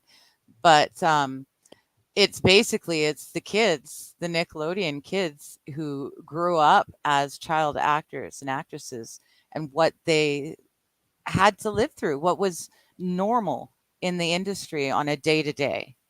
And Yeah. you know these people coming out and telling their truth, that's exactly what you just said. Hmm, There are people, and they are speaking out, and they are telling the truth, and that's why gotcha. P Diddy's coming out or being brought out into the light. Yeah. That's why we know this stuff, is because people are finally speaking up. A lot of the Nickelodeon kids, I think, just needed to stop being kids, right? They had to grow up and be adults to be able to know how to speak it out. But um, this stuff Right. happened. We know this stuff happened. Jodie Foster, Drew Barrymore, these famous kids of famous parents. Uh, Mhm. they were born and raised into this stuff thinking it's normal, you know? Yeah. And then you get someone who maybe wasn't born and raised into it, um, but they're so little, like some of the Nickelodeon kids, they can't say no. They don't know how to stop it, but at least Right. now they're speaking out. Harvey Weinstein, he's a little nothing on the grand scheme of things too. It's dirty. What's his name? Oh shoot. Ghislaine Maxwell's man. I'm brain farting. Epstein. Epi? Yes. Yes.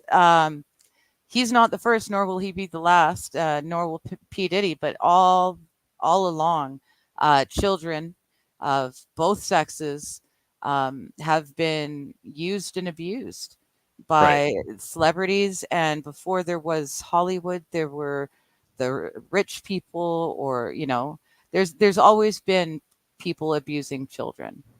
Yeah. So to some people, it's normal. To some people, it's life. Right. And 100% Diddy did it, Oh, allegedly. totally. He totally did it. And then he told us he was doing it just with his name changes. Yeah. Well, and then with some of the videos and that came out with him and Bieber, or him and Meek, or yeah. Well, and then Diddy had it done to him, and the guy who groomed him, allegedly, was his manager, and Diddy ended up taking his job before he ended up leaving and going and forming his own record label. But his, I don't know what you call it, I guess mentor, had a mentor. So even back, we're looking at like the 20s and 30s and 40s and 50s, this stuff was already happening. Celebrities, either Hollywood or musicians, what have you, this has always happened. Right. And they just, P. Diddy is just the latest in a long line. And I'm sure he was grooming someone to take over for him too. Yeah, for sure. So. But that's what you got to do to be famous. Yep. I'm good. I don't need anything that bad.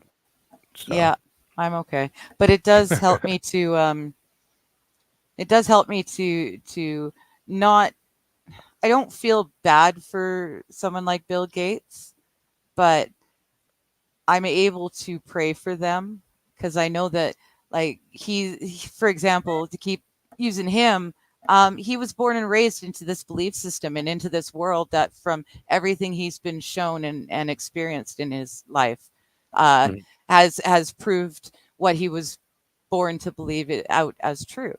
So, they're hard, but if they're born and raised to believe a certain thing is true, you can't necessarily be held to the same fault as someone who knows it's wrong and does it anyway, Yeah. Yeah. And I know that's a kind of a tenet of your values. I have a little less sympathy, but that's probably because I don't believe as strongly in as you do in certain things. So, so that could be a fault on my end, not, so. Yeah, and I'm, like I said, I do believe that Bill Gates specifically is evil. I think he does know what he's doing, and I think he enjoys doing it. But yeah, I'm sure there are people out there who just do it because that's what they think the world is. It's like the people who took the vax, and now they're, oh God, I'm just killing this stream tonight, aren't I? Oh yeah, I started with the age name, like right off. Yeah. But yeah, I mean, there's people who signed up for that who will continue to do that for the rest of their lives, because to admit that that was a complete lie would be to change their entire worldview. And that is hard for a lot of people to accept. Yeah. It's a lot easier to just continue believing the lie than to admit the truth to yourself. And so I think there's a lot of people who were raised in a certain belief system that they they wouldn't necessarily know is evil. It just is the world from their perspective. I could see that. I have little sympathy for people who are capable of the pure evil that some of them are. So. Yeah. People like Gates, Oprah, I mean, Soros, that whole family that starts with an R.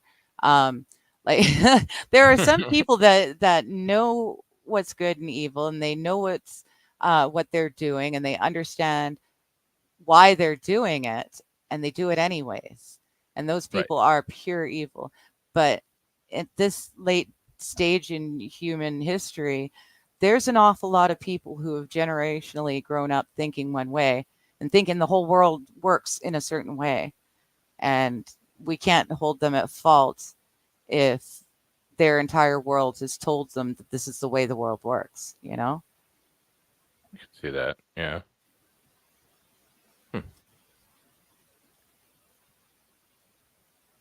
That being said, if they learn differently and they continue on with the bad habits or what have you, then there's issues. Right. But if you don't know any better, how can you fix what you don't know is broken? True. Yeah. I see your point on that. I mean, I haven't come all the way around on it, but I'm starting to realize the point that you're making. So yeah. Well, that's good. We're getting there. But with that being said, yes, I have to go back to work. So you do. I gotta make sure my suit's packed, you know. Yeah. Oh, I know. For the 8th time. But thank you all for joining me. Thank you, Digger, as always. Thanks. And we'll be back again next Tuesday. So bye. I gotta find the outro. Damn it. All right. Take care, y'all. Have a good night.